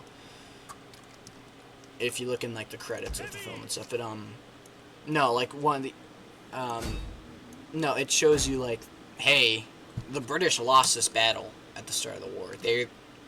Yeah, sure, they may have gotten first blood and stuff, but they lost. Another thing the film does is, I think it shows some Zulu culture, and like, as in like the Zulu Empire and stuff. Like the film, like one of the opening scenes after the Battle of the Sandawana is shown, is what's his name? The Wit, Otto Wit, right? He and his daughter were in charge of the missionary station at Rooksdrift. Mm-hmm. In the film, he's portrayed as like a drunkard later on who doesn't help the British, but when in reality he did help the British a lot at the station and had to flee because, well, what good would he have done in a battle? So his portrayal is a bit but he and his daughter are, like, at the King's Crawl, just kind of observing the Zulu, and it shows them like dancing and like doing a ceremony and stuff. I think it does a really respectful way of showing Zulu of like some of the culture back then, so that's kind of cool. It like Otto Witt is explained to his daughter what's going on. Romans ready All right. for duty. Yeah. I think the chief and point answer of this is go watch the movie. Yeah, It is enjoyable. I'm not gonna spoil it But entirely let's- for you, but no, I know I'm also Any doing more, this. you mean? Shut Yeah. up. No, let's I'm play the game. I am. I'm trying. I'm looking. I was looking at the army and stuff. Like what? I was looking at best defenses. Let me actually look at what they have. No, go watch the movie. It's good. Zulu is on Amazon Prime for free, if you have like a subscription. I think I don't know. And Zulu Dawn is free with ads on YouTube right now. Excuse me, right now at least. Light melee. I could probably kill a decent amount. Plebs! Plebs! You know what? Here, have fun with the plebs and have fun with the, levies. Begins! What do I do here with the, I've got legionaries. This is nice, but, it'd be nice if the army wasn't so big over here. Legionaries! So, quick cut off of the discussion, which, yeah, end of that discussion, just saying, like, both of them, I'd say, are masterpieces. Go watch them. John can't talk for Zulu Dawn, but like he said earlier, he thinks Zulu's a masterpiece, and I can agree on that. Now, really quickly, Orders! Orders! my thoughts for the battle, John, I say we, just hold the center. I'm not going to try and hold the far reaches of the settlement. All right. Yeah, So what am I doing with these levies you've handed me? Begins! up to you. That's why, I want you to use them to, what you think is best, like your best placement. The same for the plebs. I don't want you to sit there the entire time during the battle, just kind of watching, like, oh, hey. Yeah, speaking of massacres, oh, this is gonna be bad. It's fine. I've got two. I'm gonna say this again. You should have just auto-resolved. I'd rather fight. I'd rather get at least one battle in every video that we do, like, to Yeah. war. We got time left for a different one that might actually be a dub. It's fine.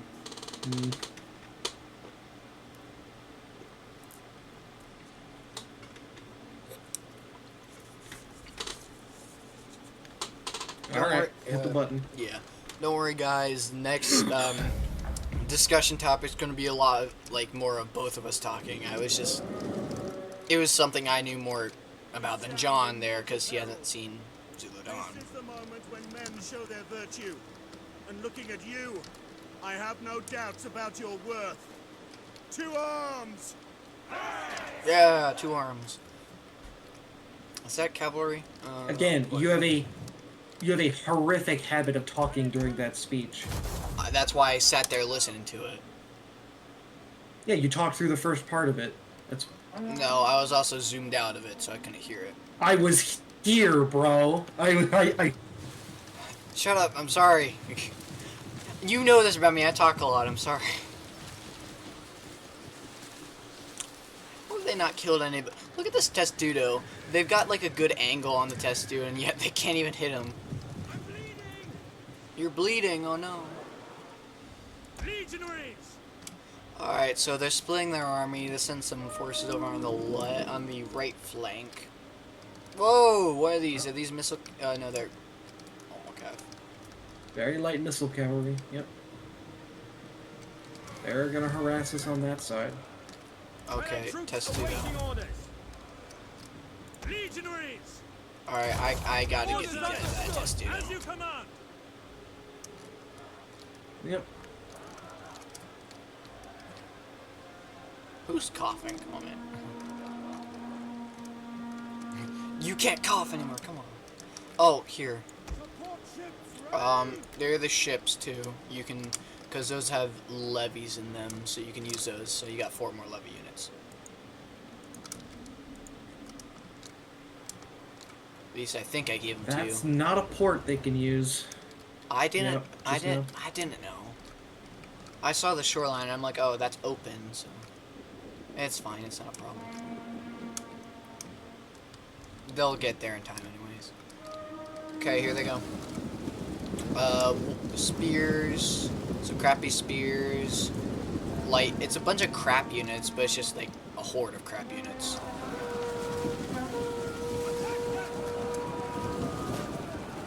Got them on guard mode, so General! Your orders!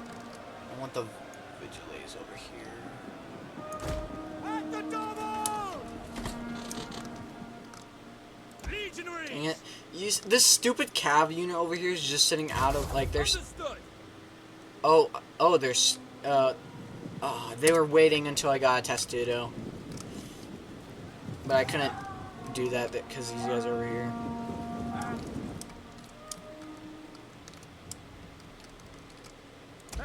Doesn't look like they're sending men that way, so I'm gonna send this unit over here.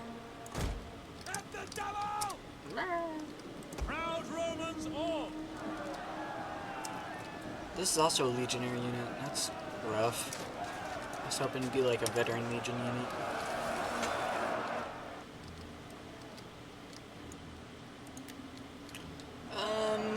We're holding. Here, the levies at the front. Here, move them back a little bit, just a tad, so I can get these levies in here. There we go. Proud Romans all! Going to charge them in.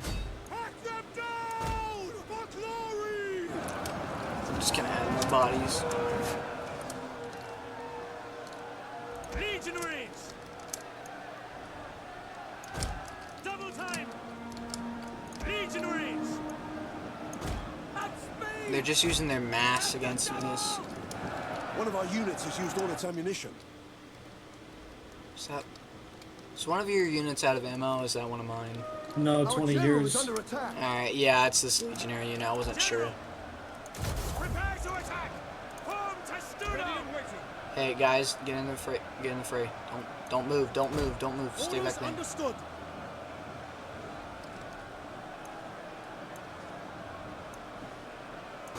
As you command! General! Look at the general. Look at all the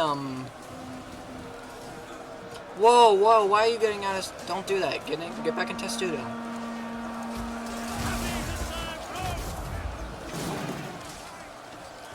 All the spears poking out. I thought they were like pikes or something.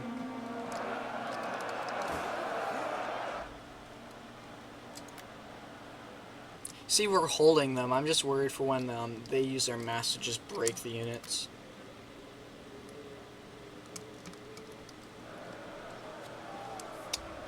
So anyways, favorite and least favorite Star Wars factions. No, I'm kidding. That can wait. Yeah, don't worry, guys. It's more favorite stuff. It'll be favorite Star Wars stuff and favorite Warhammer stuff, just for some fun opinions. Won't be any more big discussions. Just kind of like, oh, I like this guy. Oh, I don't like this guy.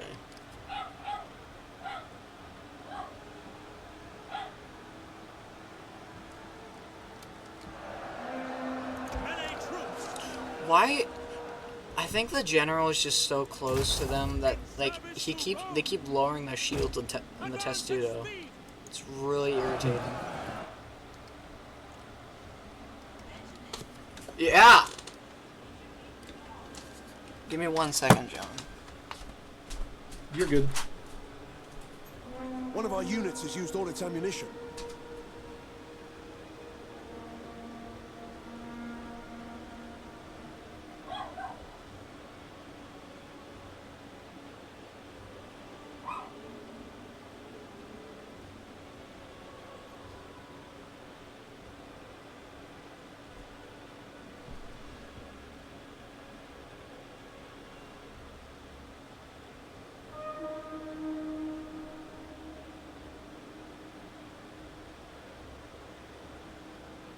One of our units has used all its ammunition.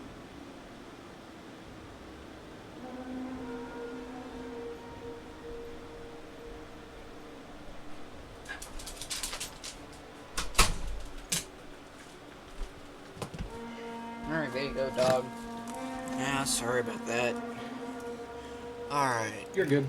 Just had to grab the doggo. Hey, you know those plebs? I think might need some backup on the fronts, just some more bodies. Sons of Mars! Actually, I might have to charge in my general. At speed!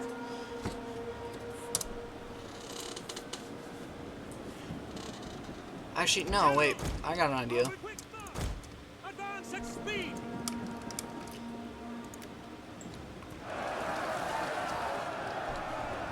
Yeah, that's the center's kind of breaking a little bit.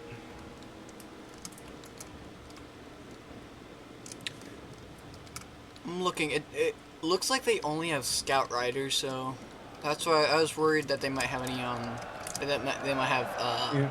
melee cav, but we should be good. Legionaries! March at the double! No, don't go that way. Not run right through them. Germanic youths. You know, for being a youth, these guys have like full beards.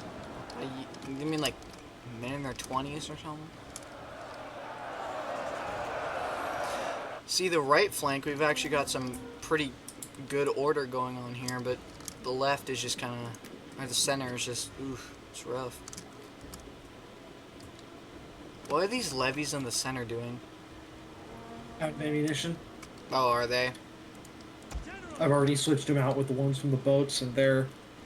One of them is looking about halfway through theirs. That's okay. Wait, who's wavering? One of these guys at the front, yeah. They just need to hold it for long, because I'm running the general around. Advance at speed! These Germanic youths back here, they're missile infantry, that should be fine. That's nothing, even if they flank the general. These light missile infantry versus very heavy melee infantry, I think. Our men flee the field of Yeah, battle. there they go. This is a shameful display. That's okay. Legionaries! We're pretty beaten down anyways. Alright, charge in. Advance! General! Let's watch the cinematic camera. Another reason I love the Total War games, like the late Total War, you get the cinematic camera. Mm-hmm. It's fun. Quick march! I don't think we'll be able to break them, even with these guys charging in. Romans ready for duty. Oh, whoa, massive break. I don't want to sound too confident to say anything, but I think we might. It is definitely going a lot better than I expected it would. General, Why are you playing the battle? advance! For glory! Here, can you go kill these guys that are hitting? They're hitting you guys in the backs. I mean, this is only a garrison force too. It's not like a full legion got wrecked. I think this is like a 20 stack army too. Legionaries! Even if I don't win this, Our men I'll be flee the impressed. field of battle. This is a shameful. they're fleeing just as Advance! Vigiles. That's 56. Yeah. Can you charge in those levies and plebs and support this legionary unit? They're about to break, I think. Brave Romans to a man. Ready. For glory! Our men flee the field of battle. Yeah. This is a shameful display. It's not really shameful. They're doing their jobs. General! Hey, seeing this massive break, that's a victory. Even if I lose at this point, I've got like a couple of legions nearby that I could probably win. See, look. See this legionary unit that's running through the town center? Mm-hmm. They in medieval 2 they would have Our men you flee get the field of if you battle. This Shut is a up. shameful display. in the town center you get you have infinite morale. That's why I think it's Yeah, kind of that's not realistic. I know, but like If they break, they run, they flee. They're not just gonna auto reset. Engage! well, it's not like an auto reset. If they left the town center, they like immediately would break and stuff. But that's what's just annoying. Why are these guys routing and charging? You guys are taking the long way out to run off the battlefield. I think these guys are breaking. They're broken. Okay. Charge those Germanic youths. One of our units has used all its ammunition. I know. Ooh, 41 versus... What do you think? Do you think 41, At speed! Back! Back now! Form testudo and attack! 41 legionnaires versus 120 of these youths? I don't know, maybe. Legionaries! Oh, the ranged unit. I would say Very the light missile infantry. right flank should be fine. This is against 2 units, about 80 units each. They're both light infantry though versus 152 legionnaires. That should be fine. Unless they break for some reason.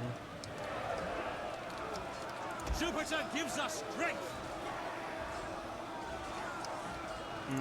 Break charge! I don't know, they might be able to get it. I'm just worried the general might, like the captain or whatever, might die. That'll be rough if he does. Our men flee the field Who? of battle. Who's fleeing? This is a shameful display. Oh, these levies. The levies are finally starting to break. How? These guys are... These, spear wall... The spear wall unit was about to break. And, yeah, they're... That was the other one. This Oh, is the second one. there's, I didn't realize there were 2. I thought there was 1. Yeah. Forward! My general unit's kind of split here. Romans ready for Here, duty. this, Yo, th- the right flank. The right flank. Yeah, no. I know. I just saw it. Oh! Ha! You should have auto-resolved. Hey, say what you will. That was... That was awesome. Holy crap. Look at that. Yeah, 5, 10, 15, 20. That's a 20-stack army. Yeah. Here, as soon as we get into, oh wait, as soon as you're done with your turn, like, upcoming turn, I'm gonna save it. Yeah. Yeah. We're not done, but like, deployed 1,600, that's 500 more than Sandawana. Though I also wasn't facing 30,000, so. I'm impressed. Look at this one legionnaire unit. That was the one that held the right flank for the longest. The other unit broke, but look how healthy they are. Man, I'm glad I built up, yeah, Pyrrhic victory. That's fine.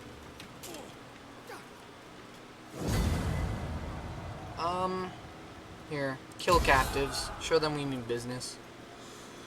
See, look at that, though. Look how big that stack is. That worries me.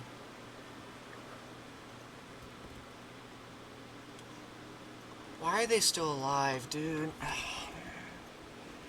I don't like that about this game, that if a nation dies, if it has a fleet, it basically just lives on. That fleet should be destroyed by attrition. It's not. I don't think attrition affects fleets properly. It's probably like a glitch or something.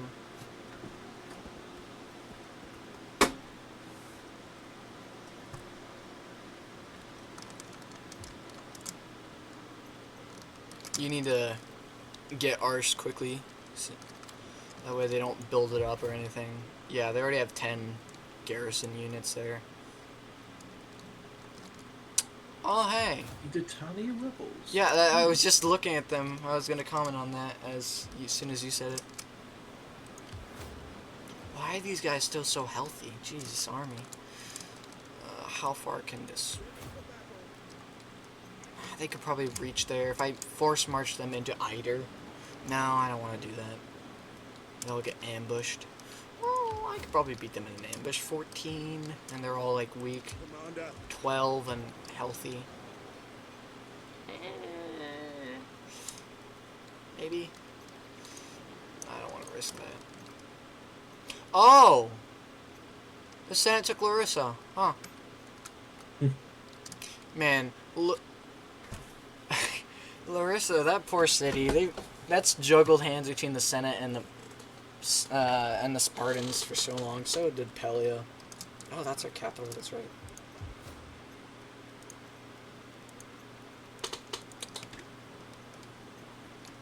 I'm sorry. I'm still so impressed with that victory. That was. I legit thought we were done for. I was like, oh, I don't want to have to deal with Illyria again, because then people will be unhappy. Where did they come from? Let's see. Oh, I see. Okay, they're these guys. Well, that's part of, that's, Thracia and Pannonia. I was going to conquer that anyways. I don't want to start that now, though. I gotta keep these guys in Illyria. 8, 11. How unhappy are these guys? How on? 6, yes.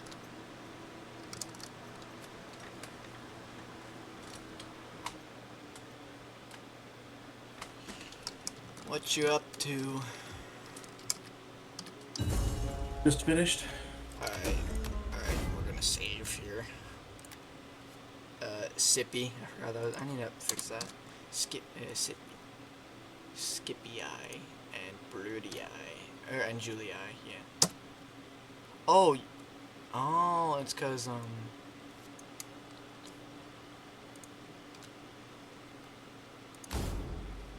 let me double check it's saved. That's our map.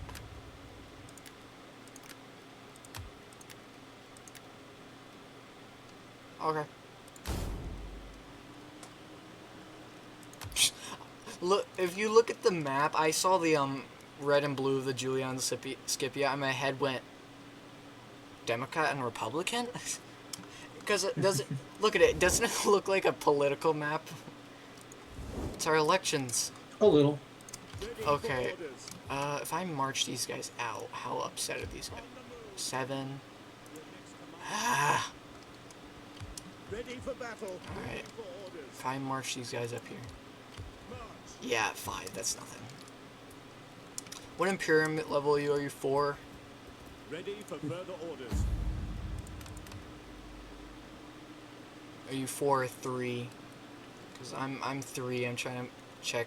I'm curious if you're higher than me.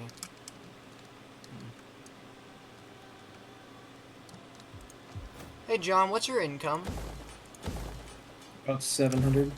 7,000, excuse me, 7,200. Or not income, I'm sorry, oh, that's more than I have. No, I mean, sorry, what is your, How much money do you have right now? Like 400.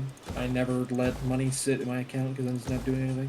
I wasn't paying attention. I had like 4,200, or I don't know how I had that much, but I feel like I've been spending all my money, but I just apparently I wasn't. Eider, the garrison.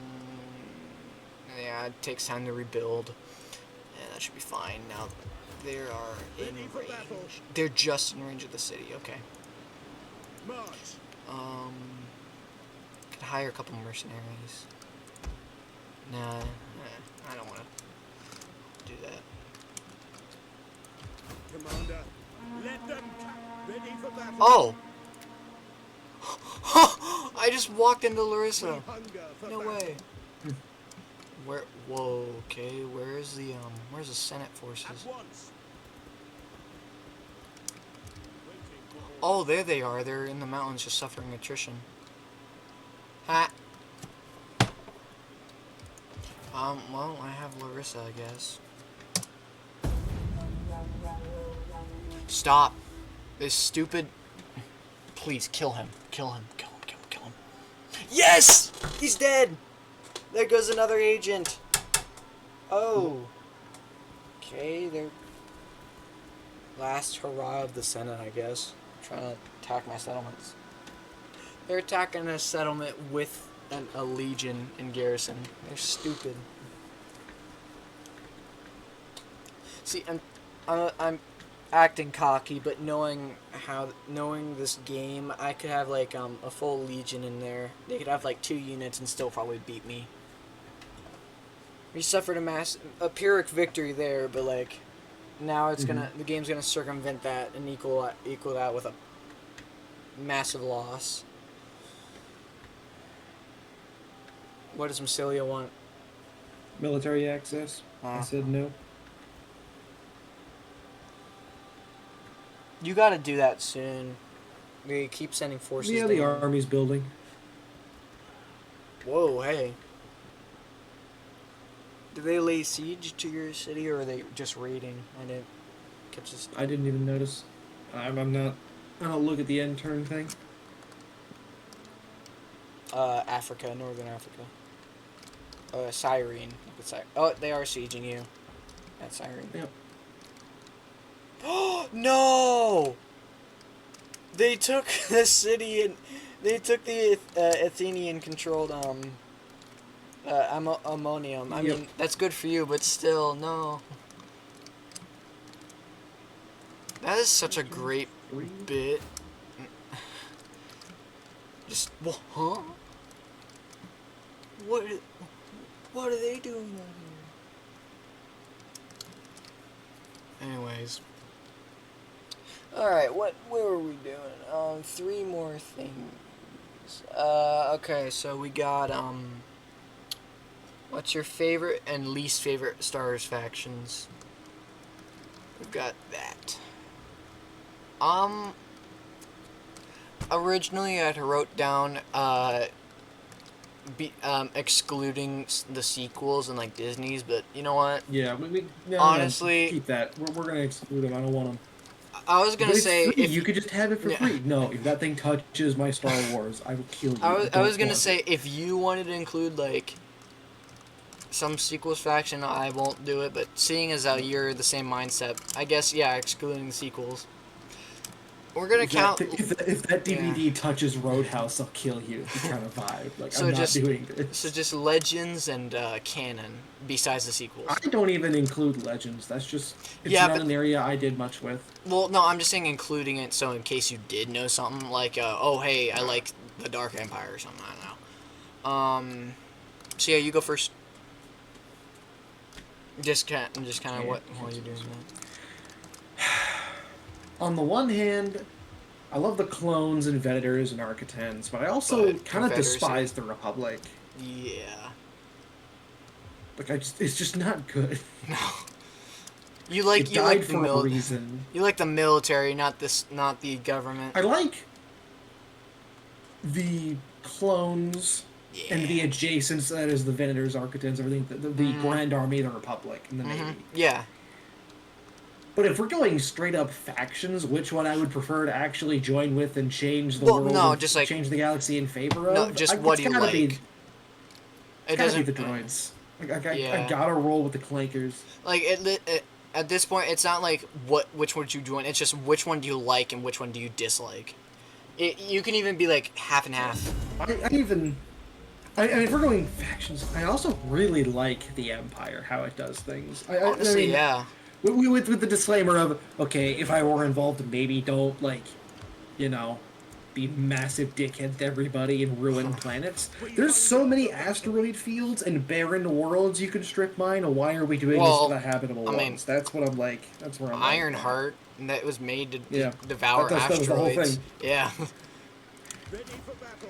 But they're not gonna understand the context of that, and I'm fine with it. But Let's not. I don't no. wanna. I don't wanna. Advance, Commander. They don't need to know about those Star Wars fan fiction.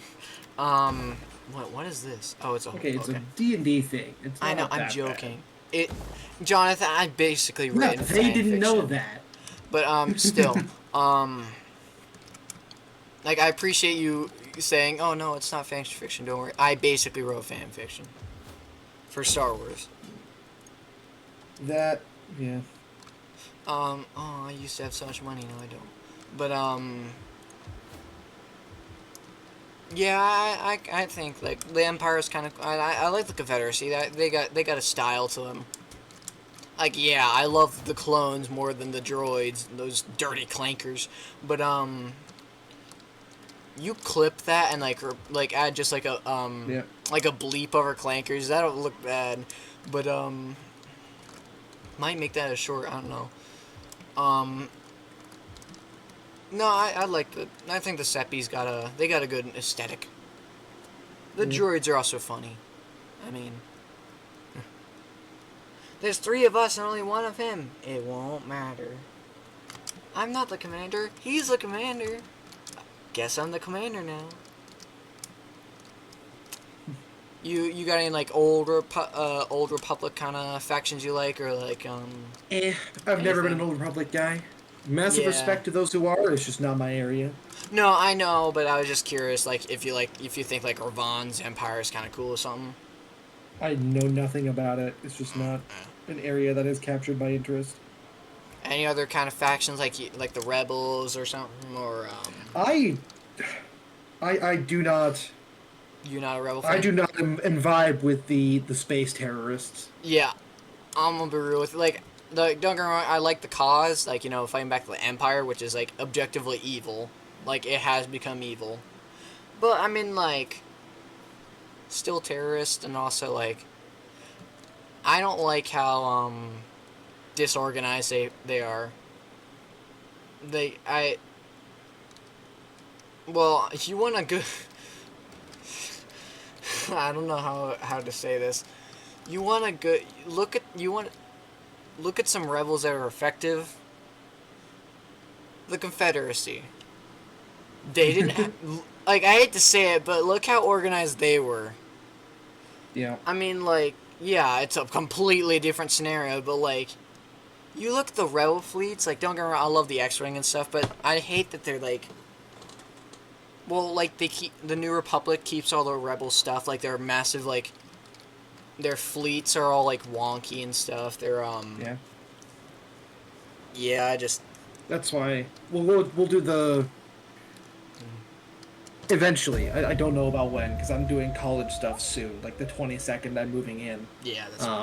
But my hope is that because branching over to Eastwind stuff real fast, just because it's on my mind, and if I don't talk about it now, I'm gonna forget about it. Yeah, that's fine. And we got 20 minutes anyway. I am torn on the pathways I want to take with Eastwind's story. Like, on the one hand, I do want him to get somewhere in the Imperial structure, but on the other, I don't. You are. Yeah, I'm kidding. but I know what that's- you mean. I know what you mean. Yeah. But... I'm torn between, does he go for, alright, my main is Imperial structure so as to utilize it for my own purposes later on? Or does he go for, like we talked about, the top job? Does he try to just Emperor. make the Empire his? Or again, and this is the one I'm more and more leaning towards. Does he use the Empire, his imperial position, as a front to cover up his syndicate activities, and that's where he does most of his work? I mean, And basically leading up into when rebellion starts to actually simmer, and he gets in contact with Ahsoka, with Rex, with people like that. I don't know. Dusty. Truly don't know. No. No, I'm kidding. I'm Separate kidding. universes. I know, I'm joking. All right. Masalia, the I mean, time has come. No, we only had one reference, and that was Zyron, and that was a joke. Is there any reason, any reason for which I should not declare war on Masalia this turn? This time I'm asking, like I'm giving good warning. I don't care. All right.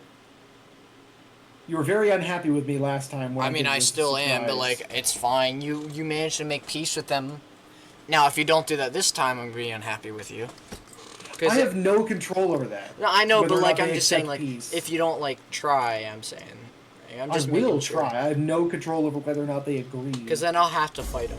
Okay. I can't. Because you can neglect to join me. No, I but couldn't. You also can't join them. I couldn't. Oh, is that? No. Because we're in co-op. Yep. So now I'm at That's war. why I with keep this saying guy. head-to-head works better for the purposes of like we aren't bound to each other's agenda. You should have. That's fine. I bet I can make peace with them. I don't know.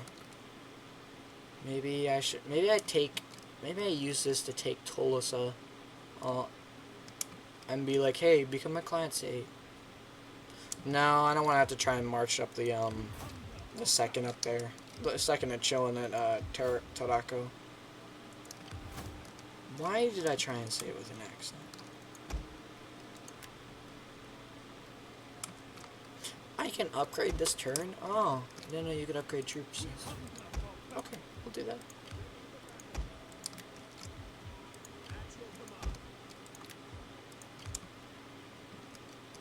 Oh, yeah, that's good. Oh, that's right.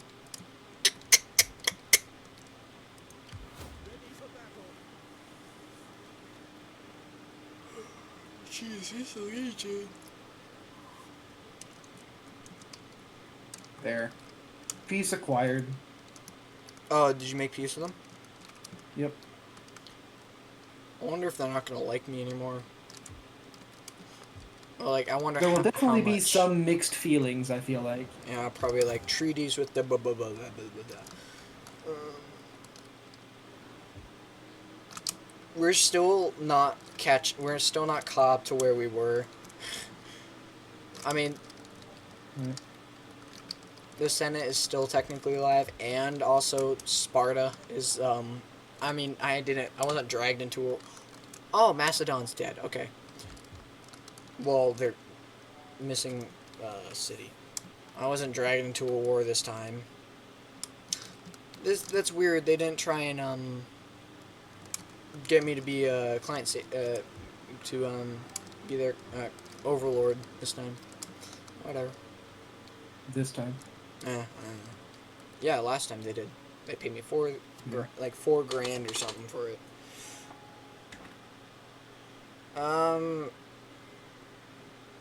Oh, I never stayed in mine. Yeah, kind of similar looks on yours. I don't like the Confederacy as much as you do. I do think they're cool though, but I like the Republic a bit more. I don't like the government. I do like the Grand Army though, so I'm a bit iffy.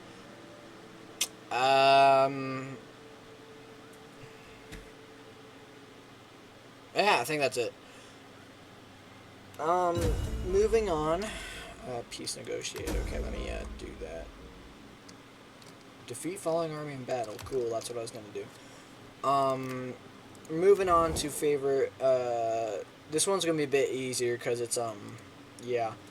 Favorite and least favorite Warhammer factions. Speak. And by factions, I don't mean like I accept. like and oh gladly. Astartes, You've shown Guardsmen, good sense or here today, Imperial Guard. I mean and might like almost be a Greek in your thinking. like the nations or whatever. I think that's a poor take. Well, no, because Because if you just say the Imperium, that's so hilariously broad. That doesn't I help. guess. Okay, fine. You know what? Go ahead. Yeah, who am I kidding?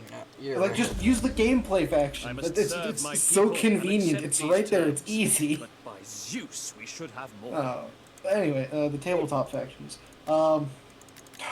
Hate the Dark Eldar. Yep. Never gonna get. Never a vibe. Now they hate me. I can't make I can't be an ally with them anymore. Thanks, John. So conquer them. I don't want to. Why not? Cause I like. You're Rome. Yeah, but they're like my little. They're like. You think? They're You like think the South that I take is gonna be any color but blue? They're like a little dog. I There don't will know. be no. There will be no client states. All is Rome. You say that as if Rome didn't have client states. There are literally client Well, yeah, they states. for did, Rome. but I don't. Okay. Also, you say that when they don't, they literally have a 16-stack army sitting outside of Medellin, and another 16-stack outside Taraco. So I'm kind of not in a good position to do that, John. Eh. No, not. I can't really do anything. But anyways, so yeah, you said hate Dark Eldar, which is incredibly valid. I do love the Custodes, Yeah. but at the same time, basic bitch boy, I do love my Ultramarines.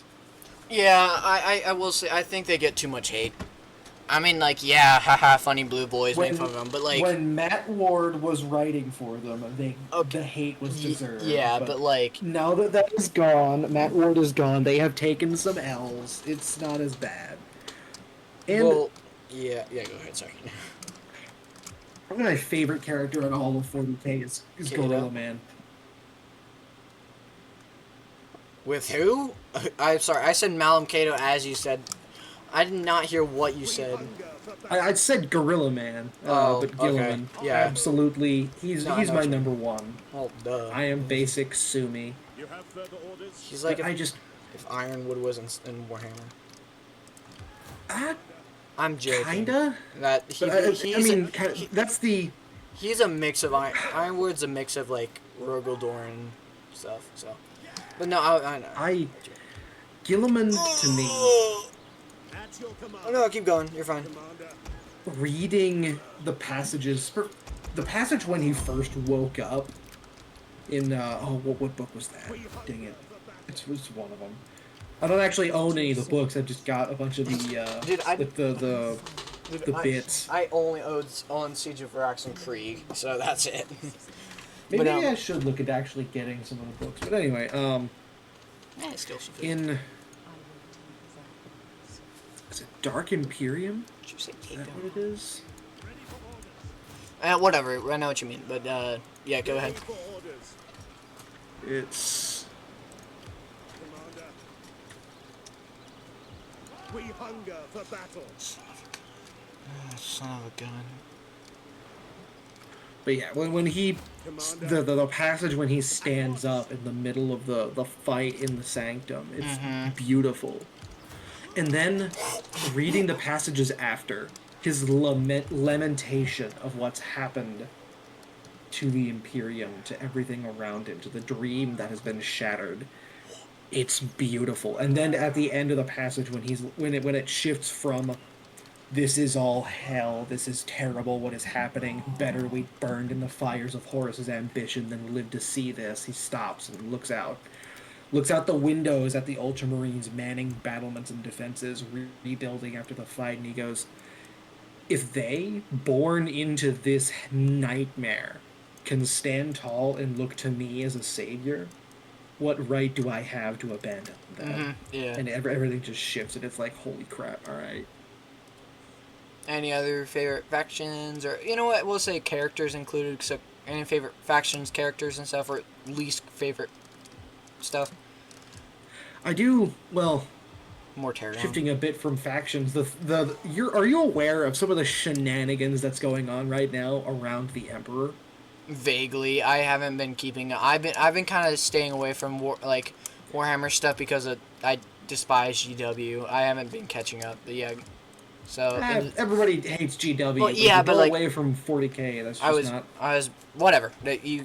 Anyway, but Don, so what do you among several other things, one of the Dark Eldar, I forget the actual name of the, like the, damn it, one of them, um, Ready for orders. a custodian and and an inquisitor reached. Hold on, because I don't have the actual like in front of me. There's a custodian and inquisitor involved. I forget if it's the custodian doing the thing and the inquisitor's trying to hunt him down for it or something. Somebody, but at the very least, a custodian reached out to the Dark Eldar and was like, "Hey, can you clone the Emperor?" And then the Dark Eldar guy they reached out to was like, yeah, but are you sure you want me to?" And then, so that there's some shenanigans in that area going on. All right, so and the entire Terra is gonna be sucked into warp here in a second. Say goodbye to Terra. No, I'm kidding. I mean, but yeah, that's kind of cool. Are you aware that the Terminus decree has been revealed? No, I've not been paying attention, dude. God. So in the Grey Knight's Codex, it came out that yeah. Caldor Drago Yeah, really he walked got over and murked. opened. What? They removed him from the Codex. You didn't know that? No, he's not a playable thing in the Codex, but he does feature Yeah, in no, it because he walked over. Yeah, he can't play anymore. But yeah, he walked He over. opened the Terminus decree because he like everything is shit's hitting the fan. He opened it, he read it, and the Terminus decree is basically if the Emperor gets off the throne, put him back on it. Yeah, I know. That's the Grey Knight's order. So you do know what it is. Yeah, I do. I just you said like, did you know what? I asked. It was revealed. Did you know that? You said no. No, I thought you meant like something else, dude. I forgot what it was. I forgot what it was called, but I knew like, because I mean, he can't really get off the throne, or like, you know, Terra falls under the warp, the Astronomicon gets freaking murked and stuff. I knew that. Also, it's probably best you to explain for people who didn't know what it was. Also, but whatever. Yeah, I mean, I want him on too, given that he literally guides ships through the warp, and like he's the only thing keeping it together. He powered the Astronomicon from anywhere in the galaxy back in 30K. Yeah, but it didn't matter. That was before everything went to crap. So now. Yeah. Also, the Golden Throne is failing too, so there's that looming threat. So you got any people you like despise or something, or like other than Horus? There's the obvious fuck Erebus. All my homies hate Erebus. I have an image on my phone. You're in charge of how Erebus dies. How do you do it? And I posted it. Everybody started saying skin him, flay him. So literally Horus. But no, yeah, obviously. It's all Magnus's fault. No, it's all Erebus's fault. I just like Magnus. It's all Erebus's fault. However, Magnus did definitely do something he wrong. did help in screwing things up. Yeah. It's like cool motive, but still fucked everything up. Yeah. Who has a skill? Who is you? All right. Do your skill thing, and then when it gets back around to your turn again, we'll call it there. Yeah, I figured. Myself, I'm an Astartes man, that an Astra Militarum. Love the Imperium, screw it up right now, but still, I love it. I hate the Tau, but I do like Farsight. I think he's cool. I think the Necrons are kind of cool. I mean, I won't like ever main them or anything. I don't have any Necron models. I only have Creek models and some Cadians, but like I think they're cool. I mean, there's robot skeletons and stuff. They're fun to poke at. Not a big orc fan. I think the orcs are a bit. I think they're a bit silly for Warhammer. Like I know that's kind of a hot take, but they're a bit ridiculous. Their power is plot convenience too. I mean, like the whole like, if they believe it, it is real. Which begs the question, if like a really intelligent orc believed the Emperor was back, would it happen? Because that's not how it works anymore. Yeah. Oh, it's not? Not anymore?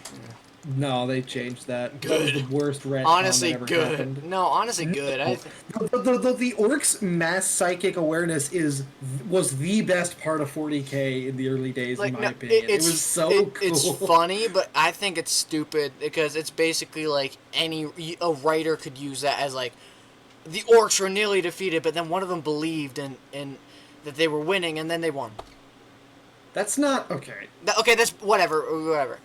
That's not the point. The point is that it's enough of them, and then there's if an orc believes his gun, the gun in his hands, truly believes that it could kill a titan, it will not kill a titan. What will happen is that it will get a noticeable damage boost. That's what's cool. It does have an impact. Call back to that one If joke. 10,000 orcs believe it's a really cool gun, does really good shit, it'll get a really big damage boost. Will it actually kill any titans? No, but that's not the point.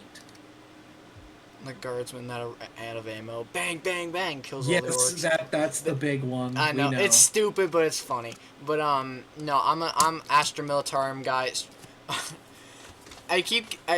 Every now and then I'll get an I'm Only Human edit of just the guardsman. I'm like, you know what, fitting. Yeah. You know the one scene where all the Cadian soldiers are getting massacred, and then Titus jumps down. That one guardsman's like, holy crap, it's an Astartes. Mm-hmm. No, I'm a Death Corps of Creed guy. Through and through. You know, if the Emperor does get off the throne, they're probably gonna implode. Like, they'll be like, holy crap, our Emperor. Every time he goes to Krieg to, like, I don't know, help prevent invasion, they just, like, start crying, get on the ground, we're sorry, we rebelled. For Astartes factions, I'm obviously Imperial Fist, because I love Rogel Doran, and I love the Yellow Banana Boys. Custodians are cool, too. I like the Salamanders. The brothers. Yeah. Salamanders are cool. I love the Blood Angels. Like, I'm a Sanguinius fanboy. Papa Sanguinius. But, like, Blood Angels, Imperial Fists, and, Salamanders. Those are my big three. Raven Guard's kind of cool. Like, they're kind of cool. I like the Ultramarines. They're kind of cool. I don't like, the White Scars are fine. I won't say I don't like them. You know who I don't like, though, are the Loyalists? What is... The furries. I hate them. Space Wolves are stupid. I'm sorry. I don't care if I'm offending anybody. I don't like the Space Wolves. I think they're the worst of the Astartes legions, in my opinion. Like, even some of the... Alright, it is time. Yeah, I know. I've been waiting for you to finish your turn. Okay, let me do that. Settlement under siege. Wait 1 second. Oh, this. Well, that's unfortunate.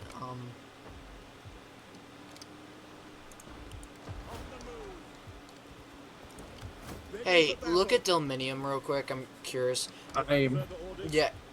Are they close enough to the fact where, like, if the Trees of Woe, that's a stupid name, if they attacked, would these guys get pulled in? I can't tell. Because, like, looking... I don't think so. Yeah. I don't think so, honestly. I don't know. I'm looking at the, their range, and... I don't know. need to dip out. It is time. Yeah, I know. Alright, guys. Hope you enjoyed... Yeah, I know. Let me save real quick before you do. All of that shenanigans. Take care, whatever. Yeah. Roll the outro. Yeah. I hope you guys enjoyed that. Next episode, we might do something different. And continue the campaign later in the series. I don't know. We'll figure it out. We'll see y'all later.